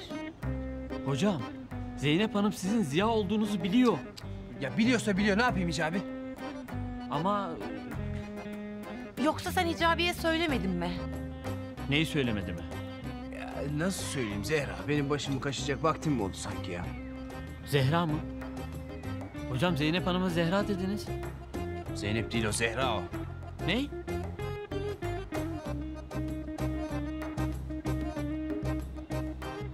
Ya bak gördün mü? Hicabi bile seni tanımadı. Karakterin değişmiş senin. Sen taktın tek taş ya. Ben anlamadım ki seni. Sen ne oldu sana böyle? Ah Hicabi, asıl senin bu Ziya Hocan bir değişmiş sorma. Ah Hicabi, sabahtan beri çektiklerimi bir bilsen var ya. Vallahi acırdın bana. Şuracıkta ağlardık, gözyaşları içinde kalırdık. Ben anlamam. Akşama bana daha büyük, daha güzel bir tek taş buluyorsun.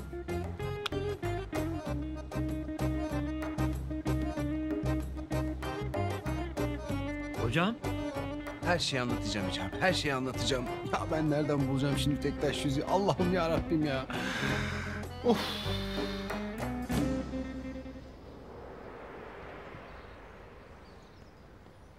Semih!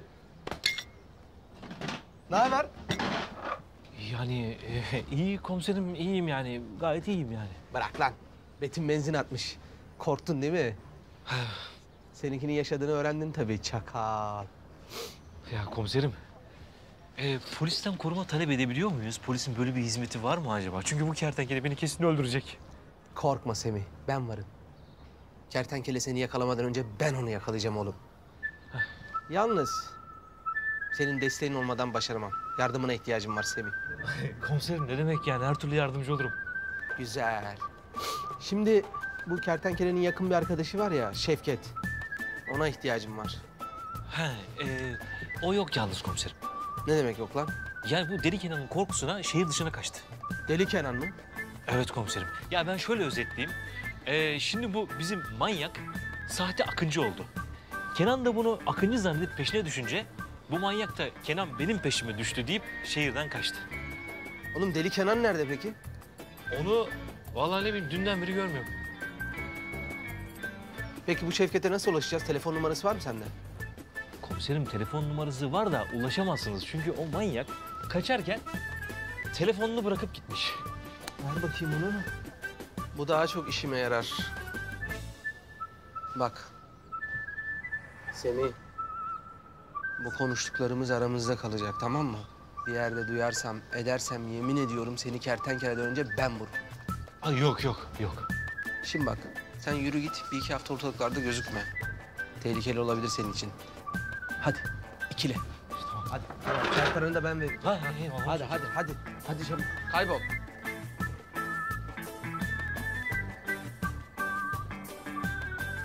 Kertenkele kardeşim. Ulan kertenkele. Seni Murat'tan önce ben yakalayacağım. Sonra da Zeynep'in karşısına çıkacağım. Şöyle bir kahraman gibi Zeynep benimle evlenir misin diyeceğim.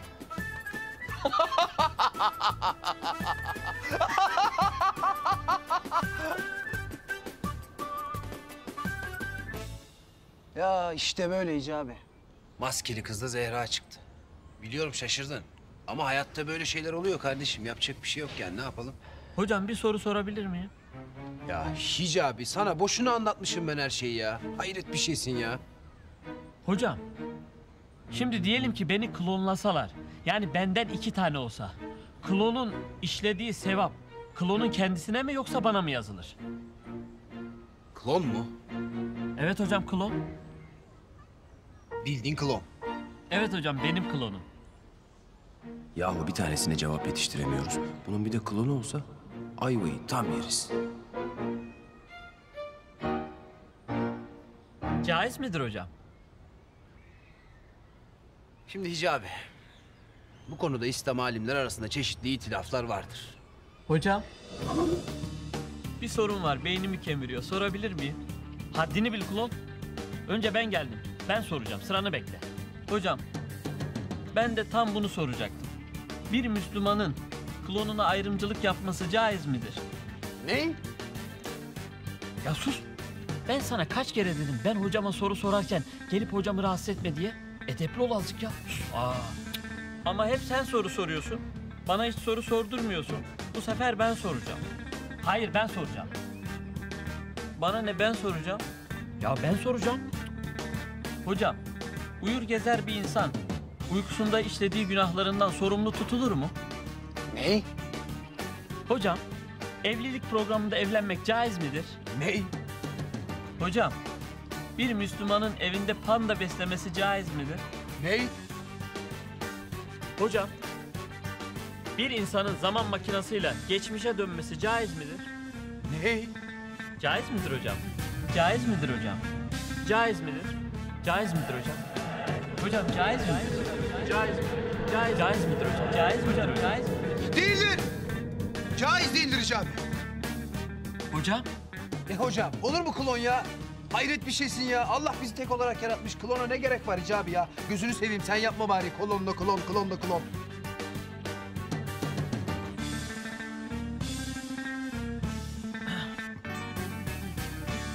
klonlanmak caiz değildir. Her insanın işlediği sevap da, günah da kendisine yazılır. Maşallah, zehir gibi ya.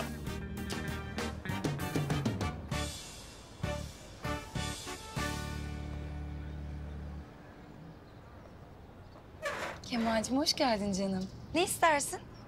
Senin mutlu olmandan başka hiçbir şey istemem Melis. Ay bunun hafızası geldikten sonra daha kibar bir adam olmuş sanki. Yeşil çay mı yapayım sana, siyah çay mı? Yaşadığım olaylardan ve kafama yediğim tavalardan sonra bambaşka birisi oldum Melis. Adeta aydınlanma geldi bana. Ya Kara Kemal, sen gerçekten bambaşka bir insan olmuşsun. Lütfen Melis, bundan sonra bana Kara Kemal deme. Benim adım Aydın Kemal. Aydın Kemal mi? Ne güzel bir isim. Seni uzun zamandır rahatsız edip sana kaba davrandığım için özür dilerim Melis. Ya sen böyle aydın ol, benim canımı ye.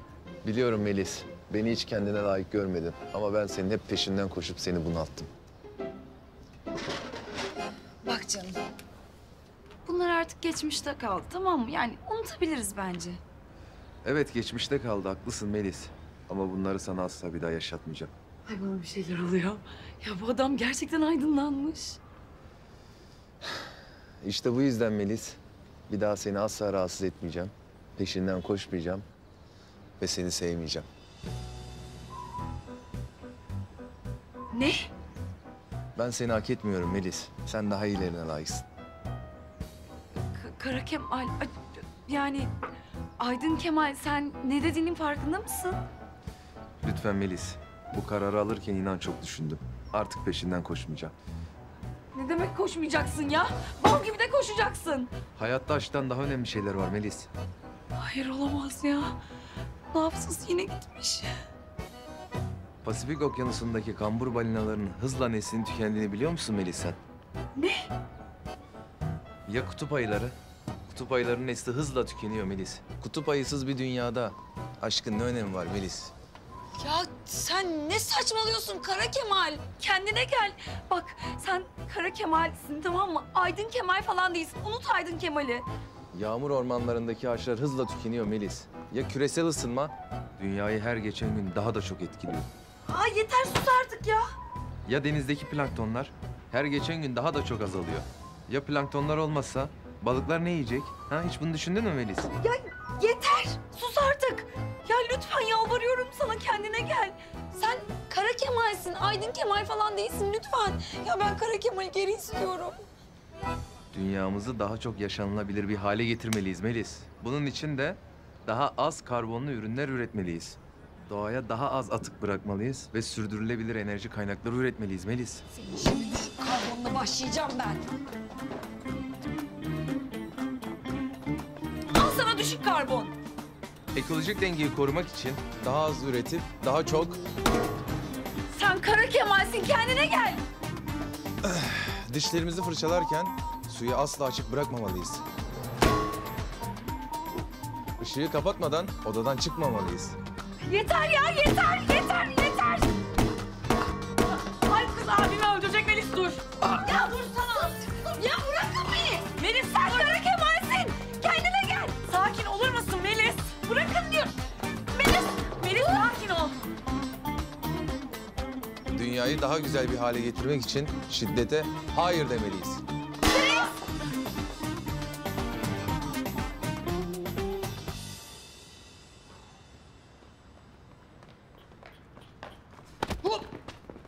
Ne yapıyorsun? Ne bu telaş ya? Komiserim, kertenkele hayattaymış. Hayati tehlike altındayım. Ben buralarda daha fazla kalamam ya. Ulan çakal Semih seni. Evet. Bence sen buralarda daha fazla kalma. Kertenkele seni yakalarsa sonun iyi olmaz söyleyeyim. Ya öyle deme, öyle demeyin komiserim ya. Öyle ama. Reis, Şevket'i gördün mü? Sabahtan beri ortalarda yok. Ha Şevket, o deli Kenan'ın korkusuna şehirden kaçtı. Kaçtı mı? Hadi kaçtım ben. Ulan Şevket, ne tırsak adamsın sen ya. Dur ben bunu bir arayayım bakayım neredeymiş. Şevket'i ara.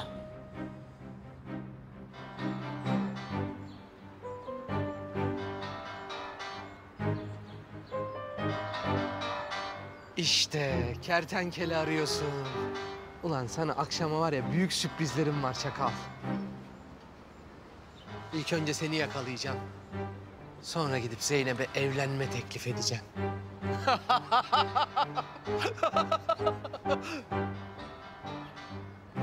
Sen çalmaya devam et kertenkele. Ben sana geri döneceğim çakal.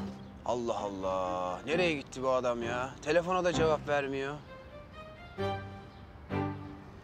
Ama neyse ben gidip Zehra'ma tek taş yüzüğü alayım.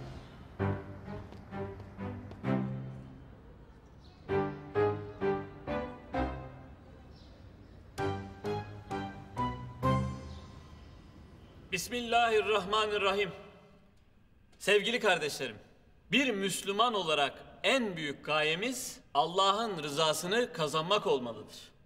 Elbette şeytan nefsimize hoş gelen kötü şeyleri bize güzel göstererek bizi doğru yoldan uzaklaştırmaya çalışacaktır. Ama biz Müslümanlar şeytana ve nefsimize karşı her zaman tetikte olmalı ve dua ederek Allah'tan yardım istemeliyiz. Allah'a yapacağımız en büyük dua ise ona verdiğimiz kulluk sözüne sadık olmaya çaba göstermektir.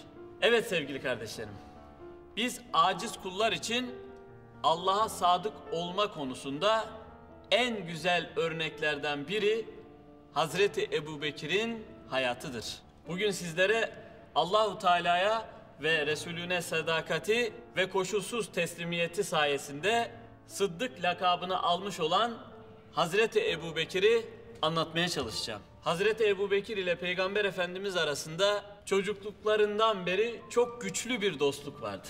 Hazreti Ebubekir, Peygamber Efendimiz bu dünyadan ayrılıp Rabbine kavuşuncaya kadar onun yanından hiç ayrılmamıştır. Peygamber Efendimizin en sevgili dostu, en büyük destekçisiydi. İslamiyet öncesinde o da Peygamber Efendimiz gibi cahiliye inanışlarına karşıydı ve putlara hiç tapmamıştı. Peygamber Efendimiz kendisine peygamberlik görevi verildikten sonra insanları İslamiyet'e davet etmeye başladığında Hazreti Ebubekir tereddüt etmeden iman etmişti. O Hazreti Hatice validemizden sonra ilk iman eden kişidir. Ve hiç kimsenin Müslüman oluşu Peygamber Efendimiz'i onun Müslüman oluşu kadar sevindirmemiştir. Peygamber Efendimiz Hazreti Ebubekir dışında İslam'ı kime arz ettiysem mutlaka bir tereddüt yaşadı. Ancak o hiç tereddüt etmedi buyurmuşlardır. Hazreti Ebubekir Müslüman olduktan sonra bütün varlığı ile İslamiyet'e hizmet etmiş, insanların hidayetine vesile olmak için çabalamıştır. Mekke'nin en zengin tüccarlarından biri olan Hazreti Ebubekir, bütün servetini İslam uğrunda harcamış, mal varlığının büyük bir kısmını Müslüman kölelerin baskı ve zulümden kurtulup hürriyetlerine kavuşmaları için fidye olarak vermiştir. Başta Hazreti Bilal olmak üzere birçok sahabeyi yüksek bedeller ödeyerek esaretten kurtarmıştır.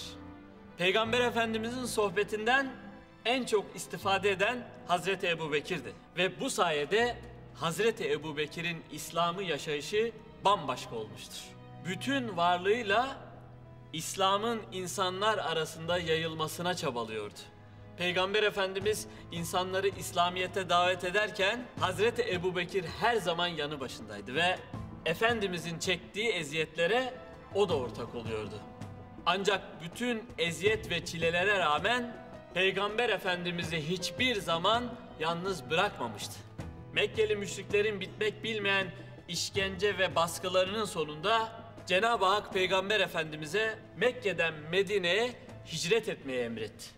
Peygamber Efendimiz bu zorlu yolculuk için yol arkadaşı olarak Hazreti Ebubekir'i seçmişti.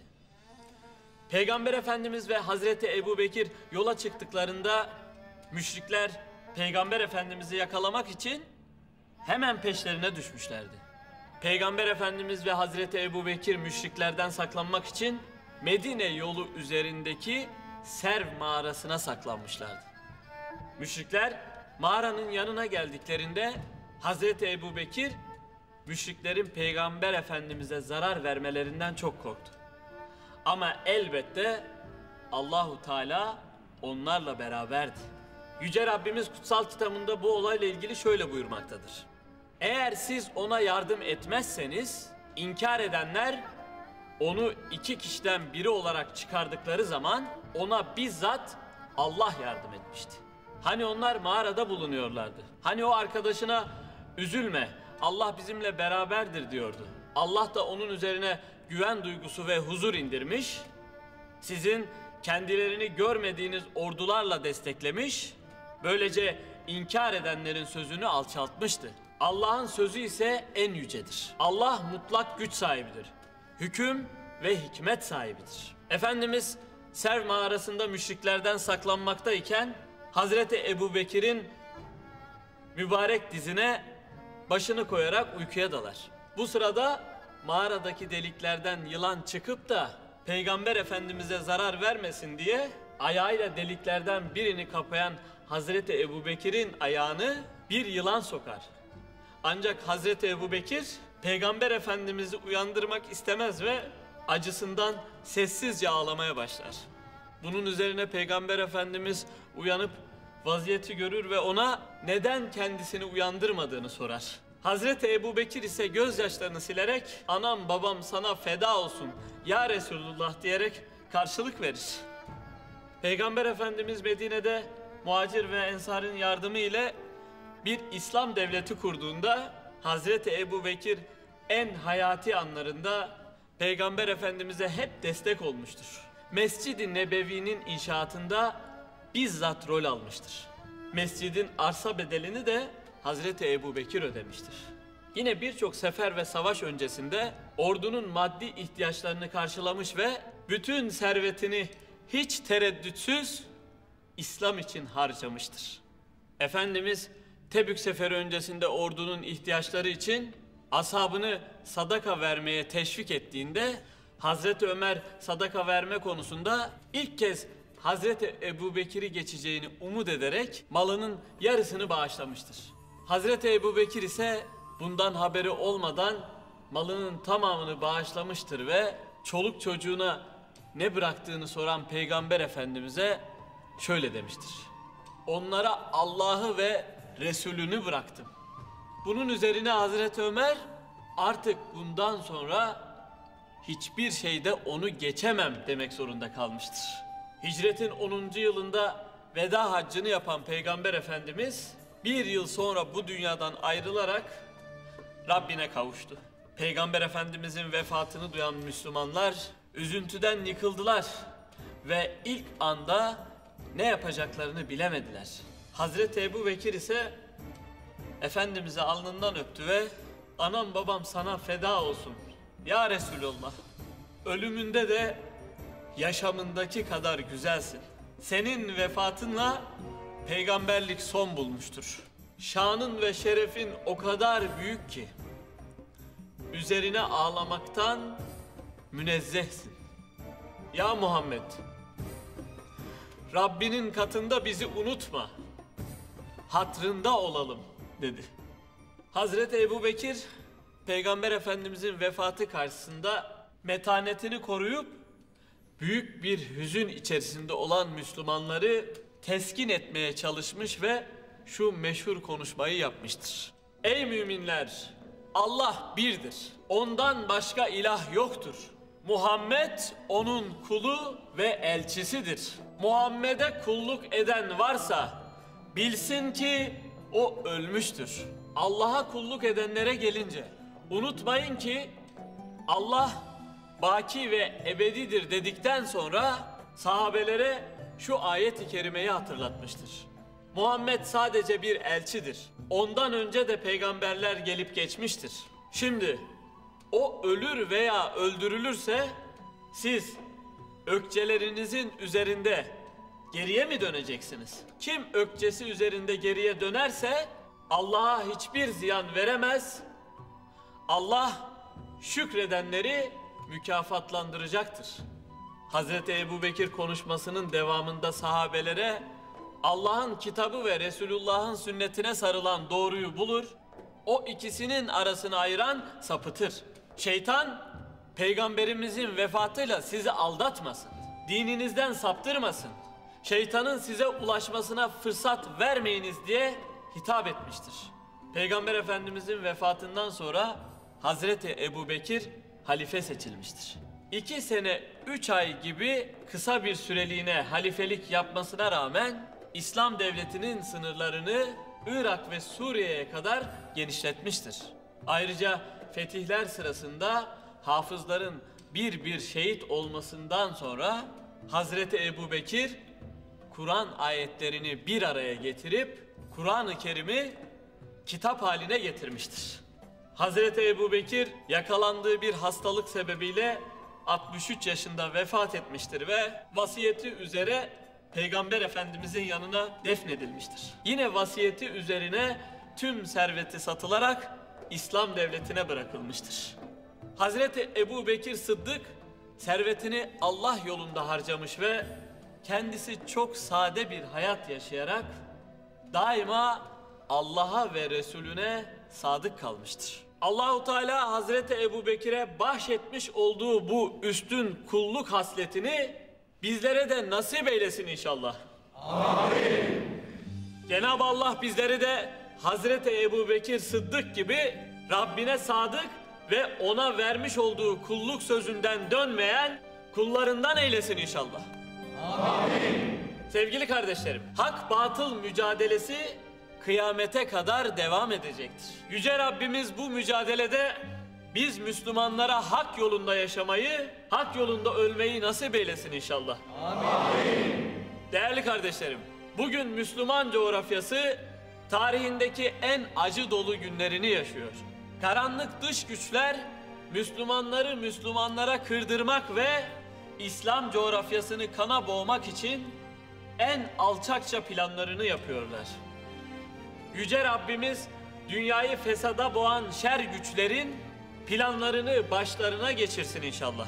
Amin. Sevgili kardeşlerim, zor zamanlardan geçtiğimiz bu dönemde ülkemiz ve milletimiz bu dış odaklı şer güçlerin hedefi durumundadır. Yüce Rabbimiz asırlar boyunca İslam'ın bayraktarlığını yapmış olan milletimizi ve ülkemizi bu zalimlerden korusun inşallah. Amin. Cenab-ı Hak ülkemize, milletimizin huzuruna, milli birlik ve beraberliğimize göz diken hainlere fırsat vermesin inşallah. Amin.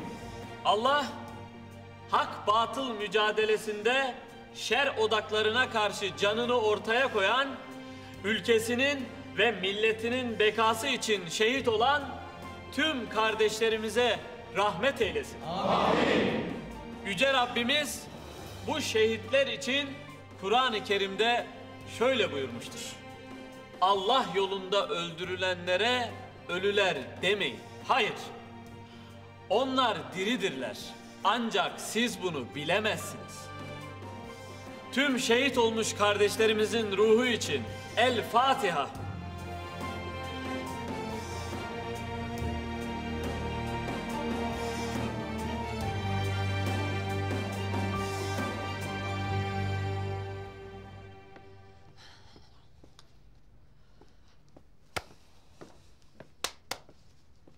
Ay Zehra yeter Allah aşkına, başım döndü ya. Hele bana istediğim gibi bir yüzük almasın. Bak ona günü nasıl gösteriyorum ben. Zehra sen iyi misin Allah aşkına? Yılmaz komiser senin peşindeyken sen hala tek taş yüzük mü düşünüyorsun? Melis, orada olup o yüzüğü görseydin beni anlardın. Sıkıysa bana istediğim gibi kocaman taşlı bir yüzük almasın. Pes. Ah Zehra'm ah, yaktın beni be. Taktın tek taş yüzüğe ya. Hayret bir şeysin ya. 1 yıllık maaşımı ipotek ettirdin bana ya. Sen böyle değildin. Ne oldu sana, ben anlamadım ki. Allah'ım ya Rabbim, Yılmaz bizim peşimizde. Sen taktın tek taş yüzükte yüzük. Yüzükte yüzük ya. Canım hocam. Hicabi. Sorma oğlum. İşim bitti benim ya. Sormam lazım hocam. Ne? Hocam Mars'taki suyla aldığımız abdestle kıldığımız namaz caiz olur mu? Ney? Mars'taki su hocam. Mars'ta su mu var ki abdest alıp namaz kılasın ya? Varmış hocam, öyle diyorlar. Ah Hicabi, senden kaçış yok belli. Caiz midir hocam? Caiz değildir Hicabi. Çünkü Mars'taki su Marslılara aittir. Bırak adamlar o suyla abdestini alıp namazını kılsınlar ya. Peki hocam, Marslılar gerçekten var mıdır? Şimdi Hicabi, bu konuda Amerikalı bilim adamları ile Türk bilim adamları arasında çeşitli itilaflar vardır. Yani Amerikalı bilim adamları Mars'taki uzaylıların dünyayı istila edeceğine inanırken Türk bilim adamları ise Mars'ta dost uzaylıların yaşadığına inanırlar. Peki sizce Marslılar Müslüman mıdır hocam? Ah Hicabi, nereden buluyorsun sen bu soruları ya? Hicabi, bu konuda İslam alimler arasında çeşitli itilaflar vardır. Kimi Müslüman alimler... Peki hocam, Cenab-ı Hak uzaylılara da peygamberler göndermiş midir? Vallahi Hicabi inşallah göndermiştir. Yoksa bu uzaylılar Allah korkusu olmadan dünyaya gelirlerse ayvayı yediğimizin resmidir. Peki hocam, Müslüman bir uzaylı kızla evlenmek caiz midir? Ney? Müslüman uzaylı kız hocam. Ne oldu Hicabi? Uzaylı kızı görünce hemen gizemi bıraktım bakıyorum. Olur mu öyle şey hocam? Tövbe tövbe. Ben Gizem'i seviyorum. Uzaylı bütün Müslüman kızlar dünya ahiret kardeşimdir. Bir dakika. Yoksa bu Gizem uzaylı mı, ondan mı soruyorsun sen bu soruyu? Tamam. Diyelim ki Gizem uzaylı. Ki Müslüman zaten. Evlen Hicabi. Caizdir. Evlen. Hadi eyvallah. Müslüman bir uzaylı kızla evlenmek caizdir. Maşallah canım hocama. Ya karada, denizde, havada hiç teklemeden bütün sorularımı cevapladı ya. Bu nasıl bir zeka? Bu nasıl zehir bir zeka ya? Maşallah. Nerede kaldı bu adam ya? Tek taş almak bu kadar mı zor? Ay. Ziya. Kertenkele. Kara Faruk. Ahmet Şimşek. Kim o zaman ya? Tek taşımı aldı mı Murat komiser? Almadın mı? Aldın mı? Ne? Almadın mı, aldın mı?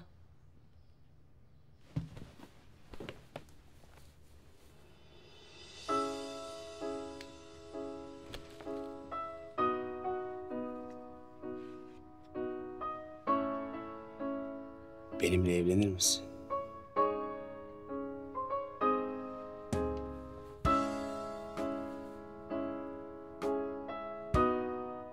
Önce kutuyu aç.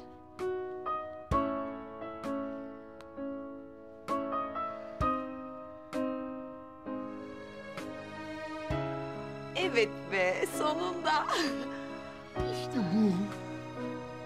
Ya, sonunda evleniyorum.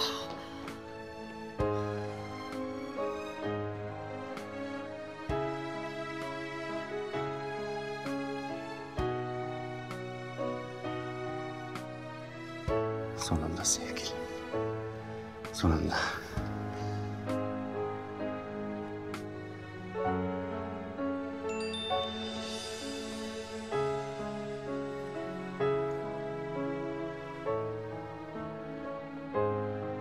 Ah, ulan Şevket. Ulan Şevket. Mesaj geldi, bakmak zorundayım. Ya 2 saattir bekliyorum ben burada. Kusura bakma sevgilim. Şevket'ten mesaj aldım. Okumak zorundayım. Sonra devam edeceğiz, özür diliyorum, tamam? Kardeşim Deli Kenan beni Akıncı sanıp Efş'teki terk edilmiş depoya kaldırdı.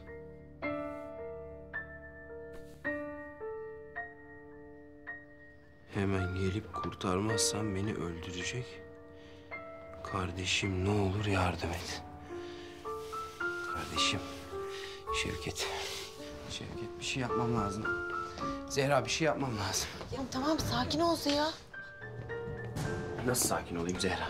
Nasıl sakin olayım ya? Deli Kenan kardeşimi öldürecek diyorum. Öldürürse öldürsün. O da başımıza 1000 tane bela açtı. Öyle deme, deme öyle. Deme öyle kardeşim o benim. Benim kurtarmam lazım onu. Onu kurtarmam lazım. Ne yapacağım ben? Tamam tamam. Ben de seninle geliyorum. Hayır. Benimle gelemezsin. Tehlikeli olabilir, olmaz. Sen benim maskeli kız olduğumu unuttun galiba.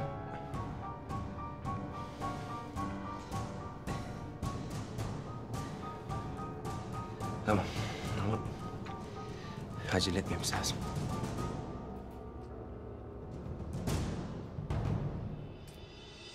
Kertenkele. Seni tek başıma yakalayacağım. Sonra da kahraman olup Zeynep'e evlilik teklifi yapacağım.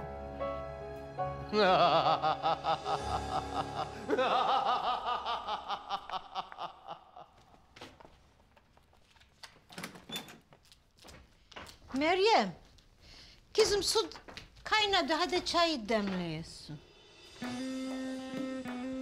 Ulan Meryem, ha bir fotoğraflar nedir?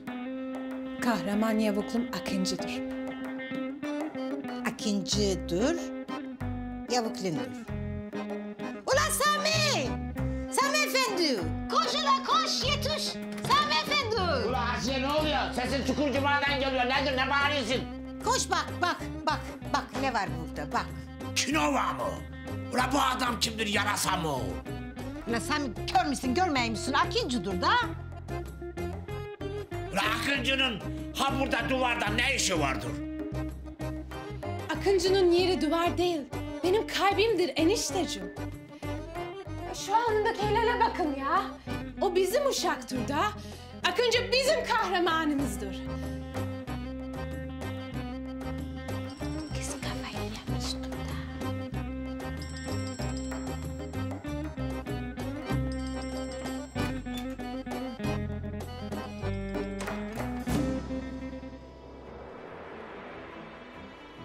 Ne?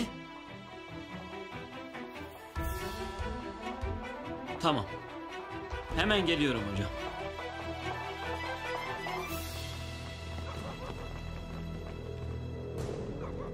Akıncı bu mahallede yaşıyormuş. Gözünüzü dört açın. Bu sefer hata istemiyorum. Akıncı elimizden kaçamayacak. Anlaşıldı mı lan? Yoksa derinizi yüzerim. Ulan Akıncı, sen benim sevdiğim kadının kalbini nasıl çalarsın ulan? Ben senin o kalbini yerinden söküp çiğ çiğ yemez miyim ulan?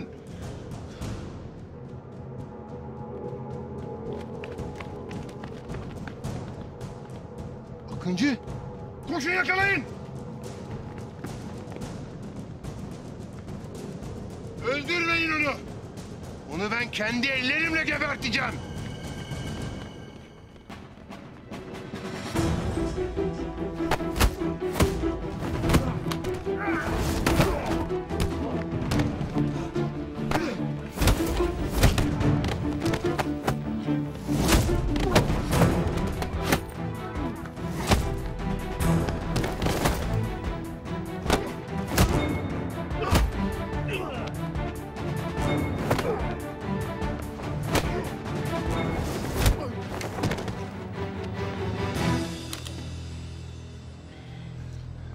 Öldüreceğim seni Akıncı. Meryem'i sana yar etmeyeceğim. Kenan abi. Ne Kenan abisi lan? Ne Kenan abisi? Kenan abi. Sakin ol. Silahla şaka olmaz. Öldüreceğim ulan seni. Öldüreceğim.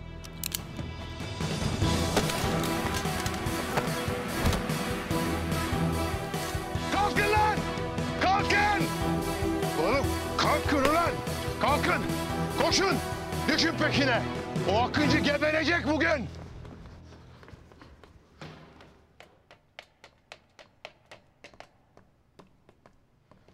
Vay, ay yıldızlı adam. Yakıyorsun. Vay vay vay. Maskeli kız. Ateş ediyorsun. Sırnaşma. Ciddi ol biraz ya. Çene çalmaya gelmedim buraya. İşimize bakalım. Sana da var ya 2 laf söylemeye gelmiyor ha. Hemen azarlıyorsun hemen. Şevket'i burada tutuyorlar demek. Evet.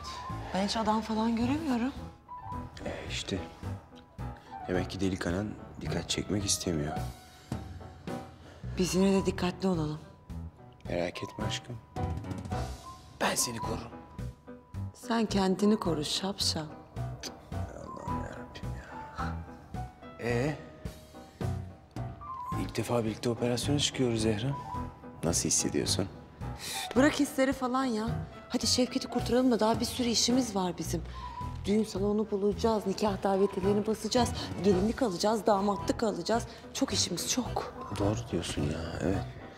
Bir an önce kurtarıp da hızlı evlenelim istiyorum ben de. Yani fakat şöyle bir durum var. Senin maskeli kız olarak devam etmeni istemiyorum evlendikten sonra. Evinde oturacaksın, evinin kadını olacaksın. Ne? Nasıl ne? Elin hamuruyla erkeğin işine karışmayacaksın diyorum. Evde oturacaksın. Ha sen şimdiden beni eve kapatmaya karar verdin. Öyle değil işte. Yani şey demek istiyorum. Operasyonlara gelmeyeceksin. Maskeli kız olmayacaksın bir kere. Onu unut. Ha şey yapabilirsin. Pastaneye gidebilirsin. Kurabiye falan yapabilirsin. Ola yani işte. Ne? İdare edeceğiz artık. Ne yapalım? Ha? Ne? Şey diyorum yani... Allah'tan zehirlenmiyoruz yani. Zehirlenmezsek iyidir en azından. Ne dedin sen? Zehra ne yapıyorsun ya? Kendine gel. Sen benim kurabiyelerimi nasıl laf edersin ha? Ya şiddete hayır.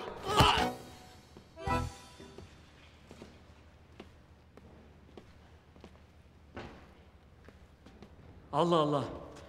Ya Ziya hocamla burada buluşacaktık ama görünmüyor ortalıkta. Nerede ki hocam?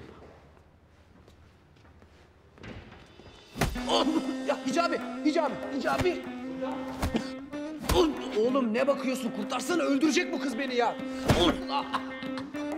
Durun yapmayın ya. Dur.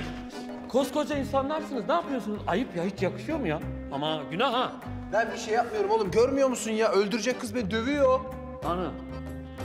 Zehra, sen niye Ziya hocamı öldürmeye çalışıyorsun? Ya bırak beni Hicabi ya. Zaten hırsımı alamadım daha. Kimse benim kurabiyelerime laf söyleyemez. Hocam hiç yakışıyor mu size? Zehra'nın kurabiyelerine laf mı söylüyorsunuz? Ne yapsaydım Hicabi? Yalan mı söyleseydim? Allah Allah. Ya! Dur maskeli kız. Ya hayır Zehra dur ya. Ne yapıyorsun? Bırak beni Hicabi. Dur. Ya siz de az sabır gösterin ama ya. Hiç yakışıyor mu size? Ben Gizem'in o kötü yemeklerine katlanıyorum da siz Zehra'nın kurabiyelerine katlanamadınız mı? Ha, şu söylediklerini Gizem'e söyleyeyim de gör gününü Hicabi. Tamam ben öyle bir şey demek istemedim ki. Zehra söyleme Gizem'e olur mu? Ya bırak ya Hicabi. Siz erkeklerin hepsi aynısınız. Ya. Bir dakika ya. Siz de adam gibi yemek yapmayı öğrenin. Biz öyle öğrendik anamızdan. Bak hala konuşuyor ya. Tamam dur sakin ol. Tamam. Ya tamam.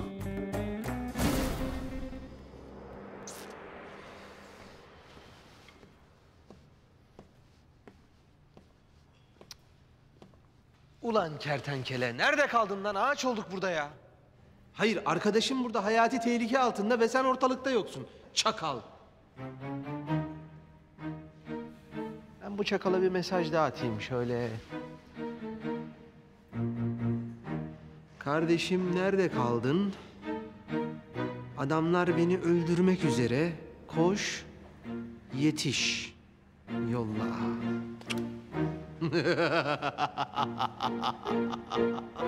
Aman! Allah Allah. Durun ama ya. Bir dakika. Kardeşim nerede kaldın? Adamlar beni öldürmek üzere, koş yetiş. Şevket, geliyorum kardeşim, geliyorum. Karanlık burası.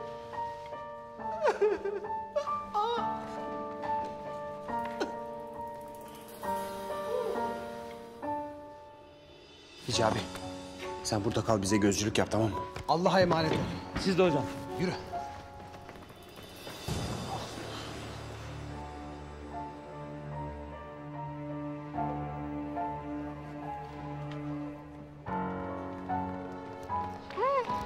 Şevket! Kurtaracağım seni. Dur. Etrafta kimse yok. Tuzak olabilir. Kardeşim o benim. Bir şey olmaz. Kardeşim.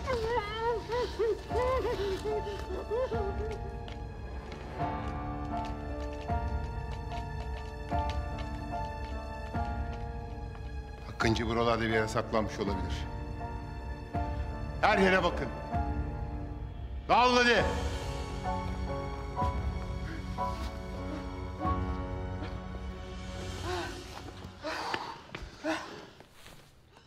Sürpriz! Ta-ta-ta-tam! Ay yıldızlı adam yani kertenkele, maskeli kız. İkinizi de yakaladım. Şimdi elimdesiniz işte.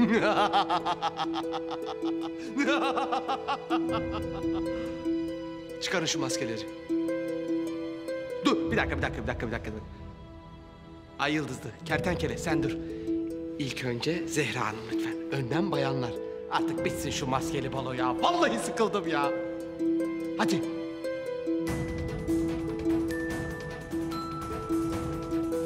Sıkarım. Tamam. Dur. Tamam. Çıkaracağım. Hı.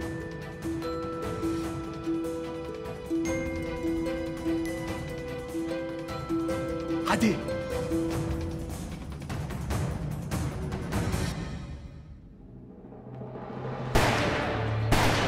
Ne oluyor ya?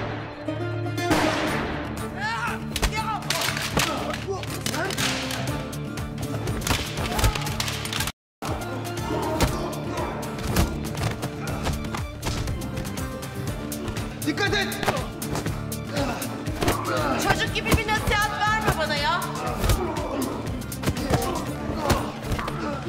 Sen kendini kolla şaşkın. Allah'ım iyilik de yaramıyor ya. Subhanallah ya. Hocam bir soru sorabilir miyim? Hicabi sorunun sırası mı şimdi? Hocam gökyüzünde yıldız kayınca dilek tutmak caiz midir? Ya bu yaptığın caiz mi asıl Hicabi senin? Hocam önce ben sordum. Yaz Hicabi yaz. Hocam caiz mi? Değildir Hicabi. Değildir. Çünkü bayan yıldız herhangi birinin kafasına düşeceği için dilek tutma. Dua et dua. Hay maşallah ya zehir gibi ya.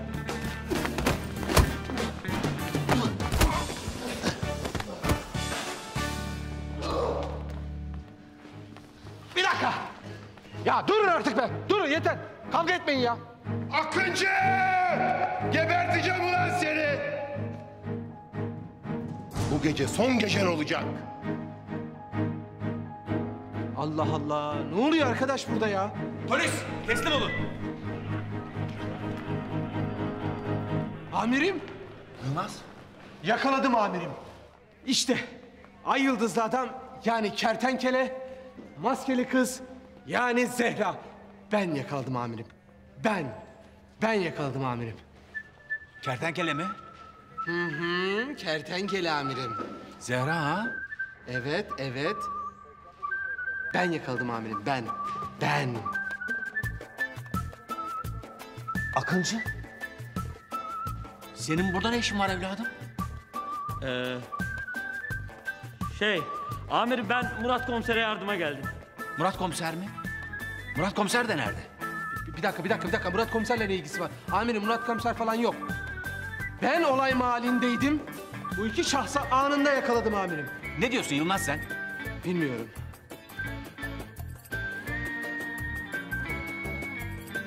Helal sana be Akıncı. Daha ilk gününde hemen göreve başlamışsın. Gel seni şu hilalinden bir öpeyim. Koçum benim. Bu arada düğün ne zaman? Yakında efendim. Umarım beni de çağırmayı unutmazsın. Estağfurullah o nasıl söz? Çağıracağım sizi. Ya amirim böleceğim de kusura bakmayın ya. Ben burada ay yıldızlı adamı yani kertenkeleyi ve Zehra'yı yakalamışım maskeli kızı. Siz orada düğün müğün diyorsunuz ya. Vallahi ben hiçbir şey anlamıyorum ya. Amma kafa ütüledin Yılmaz sen de ha. Aç şu adamların maskesini de kim olduklarını bir görelim. Tamam amirim. Kertenkele aç. Maskeyi aç. Aç şu maskeyi. Ya aç kardeşim şu maskeyi ya. Açın diyorum ağır çekimde maske çıkıyor artık yeter ya.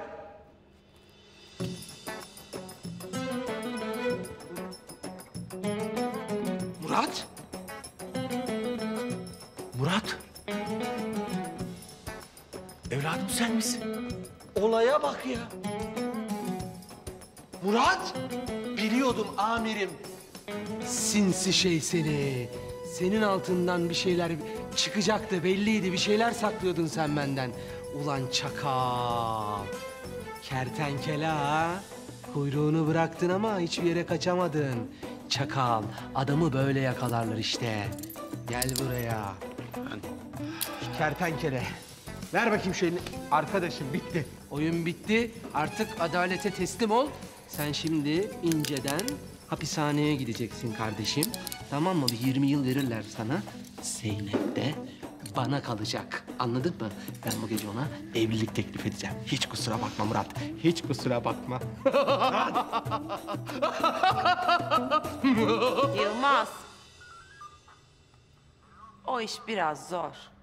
Tabii biz kertenkeleyi yakalayınca Zehra Hanım'ı unutmuşuz. Hangi iş zor canım? Havada bulut, sen Zeynep'i unut. Ya ben Zeynep'i niye unutacağım ya? Ha? Zeynep senin gibi suçlu ve tehlikeli biri olmadığı için mi? Kızcağız şu anda evinde, sen burada erkeklerle dandun kavga ediyorsun ya. Hayır. Zeynep ben olduğum için unut diyorum. Ne diyorsun ya? Ne diyor amirim bu? Ne diyor bu ya? Bunun... Kafan mı güzel senin?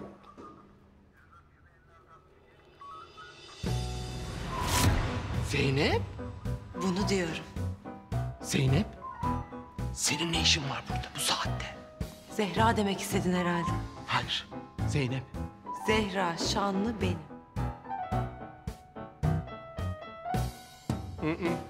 Sen Zeynep'sin. Sen Zeynep'sin. Sen Zeynep'sin ve ben sana bu gece evlilik teklifinde bulunacağım. Çok hazırım. Sen Zehra olamazsın. Olamazsın. Hayır, hayır, hayır, hayır, hayır, hayır, hayır, hayır, hayır. Sen Zeynep'sin. Sen Zeynep'sin. Kesinlikle kabul etmiyorum. Sen Zeynep'sin. Amirim, amirim, hayır. Hayır amirim, hayır. Amirim. Kabusun içindeyiz değil mi amirim? Şu an bu bir rüya. Hiçbir şey gerçek değil mi amirim? Amirim lütfen uyanalım. Uyanalım amirim. Uyanalım ve bitsin tamam mı amirim? Uyanacağız ve bitecek. Bu gerçek değil mi amirim? Hayır. Hayır. Zeynep o değil mi amirim?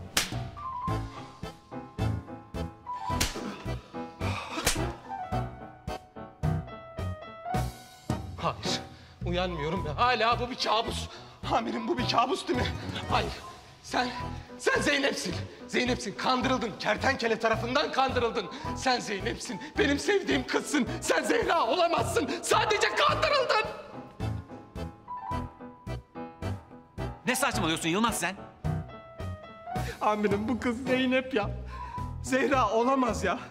Bu alçak kertenkele bu kızı ağına düşürüp kandırdı. Ve o şu anda kendini Zehra sanıyor. Kendine gel Zeynep. Kendine gel. Hayallerimi yıkamazsın. Hayır. Hayır amirim. Hayır amirim. Hayır böyle bir son olamaz ya. Hayır böyle olmamalı. Zeynep. Murat, evladım bugüne kadar niye söylemedin ay yıldızlı adam olduğunu? Ha? Niçin gizledin benden? Ya amirim ne ay yıldızlı adamı ya. Kertenkele bu ya. Bu kertenkele. Bu da Zeynep. Zehra değil Zeynep. Ama bu kertenkele. Ben eminim en azından kertenkele amirim ya. Bak Yılmaz, eğer bir daha konuşursan seni içeri atarım ona göre. Bundan sonra benden hiçbir şey gizlemeni istemiyorum. Anlaştık mı? Peki amirim. Bundan sonra Akıncı ile birlikte çok iyi bir ikili olacağınıza inanıyorum. İnşallah amirim. Yılmaz, gel ve şu Murat komiserin kelepçelerini çöz. Ya yok anahtar bende. Anahtarı bilmiyorum. Nereye koydum ben ya? Çöz lan çabuk. Ya Rabbim. Bu bir kabus ya. Hiçbir şey gerçek gibi durmuyor çünkü. Şu an her şey çok... Allah. Amirim bu adam kertenkele. Bakın şu yaptığımız çok anormal ya. Bu adamın peşindeydik biz. Bu adam dünya kadar suç işlemedi mi ya? Ben mi yanılıyorum ya? Kertenkele diye birisi yok Yılmaz. Kertenkele 2 yıl önce öldü. Zehra Şanlı'nın da maskeli kız olduğuna dair iddialar gerçek dışı. Zehra Şanlı serbesttir. Ve bu dosya kapanmıştır çocuklar. Ya amirim bu var ya haksızlık ya. Ya hiç kimse beni sevmiyor. Ne sevgilim var, ne sevenim var, ne hediye verenim var. Hep Murat, hep Murat. Buyurun ya. Ben oynamıyorum amirim. Yılmaz. Hayır. Tek laf, tek söz duymak istemiyorum amirim. Sevilmediğim yerde durmam. Yılmaz. Sus artık.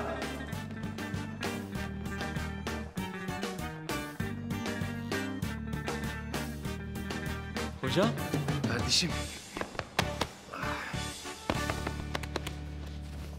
Canım hocam. Hicabi.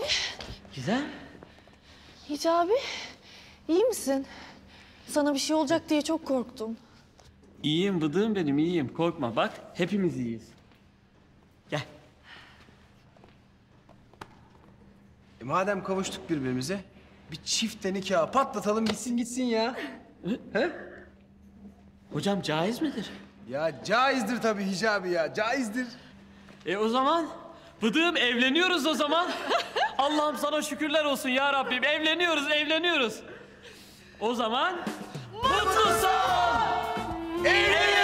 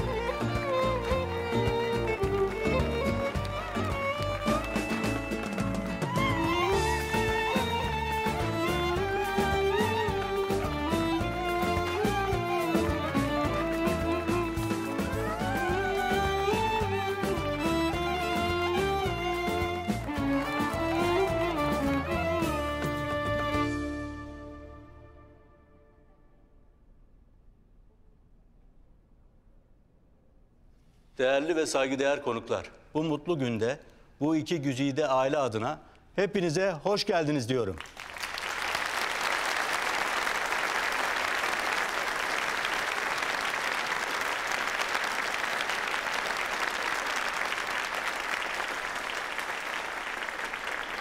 Evet, artık nikah akdine başlayabiliriz.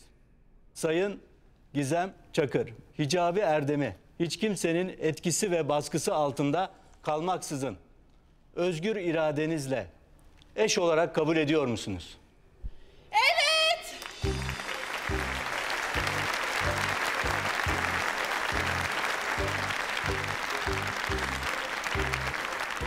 Siz Hicabi Erdem, Gizem Çakır'ı hiç kimsenin etkisi ve baskısı altında olmaksızın eş olarak kabul ediyor musunuz? Hocam.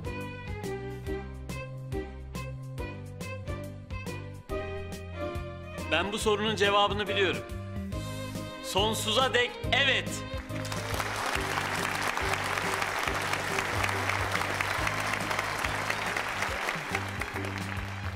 Siz Zehra Şanlı, Murat Demirkan'ı hiç kimsenin etkisi ve baskısı altında olmaksızın eş olarak kabul ediyor musunuz? Evet.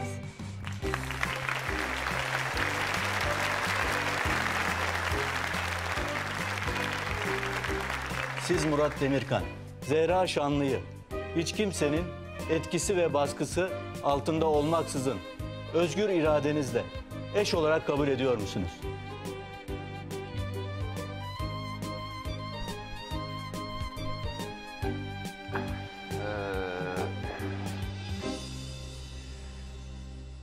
Neydi la uşak? Ya ne duruyorsun evet desene.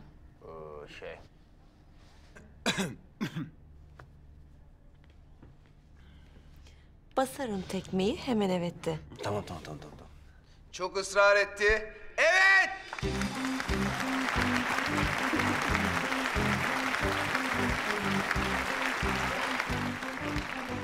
Değerli şahitlerimiz, siz de bu mutlu güne şahitlik eder misiniz? Evet. Ediyoruz. Ediyoruz. İmzalarınızı alalım.